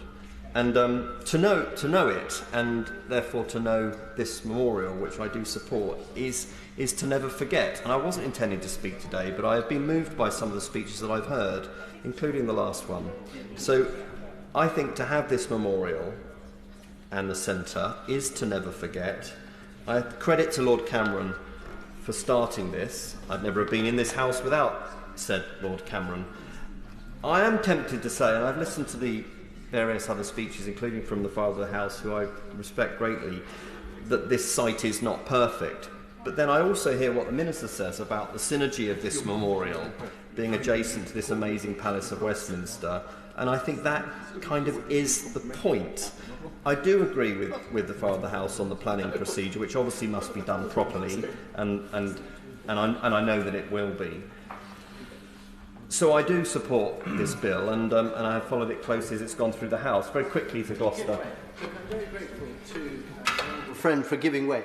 Does he accept that there are some of us who feel absolutely as passionately as he and every other colleague in this House about what happened in the Holocaust, but actually do not believe that this is necessarily the best place to cite such a memorial? And does he agree that actually it is now for their lordships to look really closely at whether the points made by the Father and the House and others of us who supported New Clause 1 should be looked at carefully before any final decision is reached? Well, yes, the one thing I know from my 14 years and counting in this House is that their lordships look at everything very carefully. And I hear you, but I'm not sure I do agree, Mr Deputy Speaker, for the reasons I've just said, because as the Minister made the point, the synergy of this memorial adjacent to this Palace of Westminster, I think, is the point, without repeating myself. So, if not here, where? And I think this is a good place for it, and that's why I support it. And just finally, the other reason I support it, I always think that in life you can never quote a C.S. Lewis too often. And my favourite quote of C.S. Lewis is that you can't go back and change the beginning, but you can start where you are and change the ending. Clearly we can't go back and change what happened, but we can change the ending and make sure that people remember where we've come from. And Mr Deputy Speaker, as this could well be my final contribution in this place, I will say thank you to the people of Winchester and Charles Ford for giving me 4 in a row. Thank you to my team, now and past, and of course to Susie, my wife, and Emily and William, my children, for allowing me to do this. And I will close by saying I've always tried to hold in my heart in this place that what I was always taught by my grandfather and then by my parents is that it's nice to be important. And there are many people in this place who are important, far more than me, but I think it's far more important to be nice. Kirsten Oswald. Thank you very much, Mr Deputy Speaker. And I'm very glad to be able to contribute today on behalf of my party on this important bill, albeit that the bill seeks very specifically to build in London, far from my own constituency and far from Scotland. And it's also significantly a planning-related issue. So for both of these reasons, I would usually rule myself out of contributing. However, the principle of having this Holocaust memorial matters.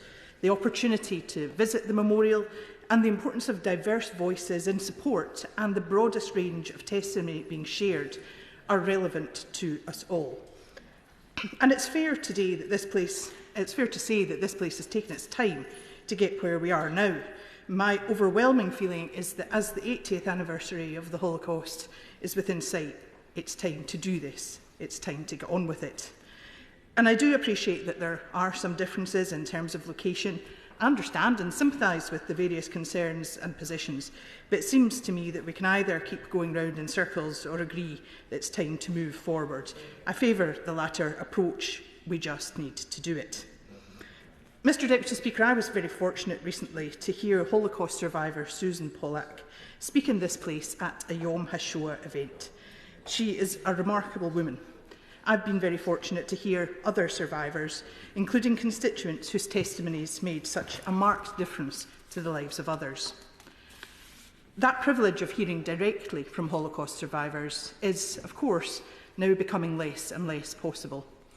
So we need to find ways to preserve these testimonies, to make sure that their stories are captured and told to those who come after us. And we also know that genocide didn't end with the Holocaust, and that in itself should be a motivator to move forward with this. That's why I believe that the plan to make sure that there is an education centre as well as a memorial is so vital. I'm in awe of the people who work so hard to educate others, including survivors and their families. I want to mention my constituent Geraldine Schenken, whose lovely mum Marianne Grant, who was held in no fewer than 3 concentration camps, but nonetheless showed such courage, and she made such striking and beautiful art which will convey for generations to come the horror of the Holocaust. I'm very fortunate to be given a copy of the book of Marianne's art. It's hugely evocative and an important part of the history of the Holocaust, the like of which we should see on display as widely as possible to make sure that there is a clear understanding of the realities of what happened. And my constituent Stephen Anson, whose father Martin Anson's story is told so powerfully through the Gathering the Voices initiative.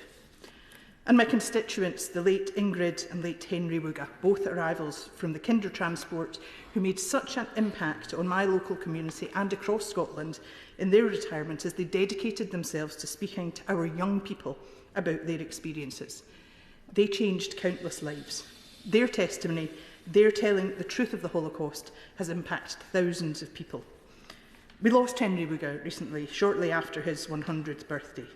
It would be a great shame if the wisdom and dedication that he demonstrated was not part of the new Memorial and Education Centre.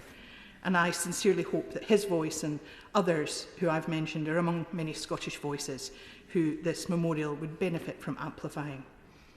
Mr Deputy Speaker, I know that I'm very lucky to have had these conversations, heard these stories, visited places including Yad Vashem, and I appreciate the impact that that has had on me.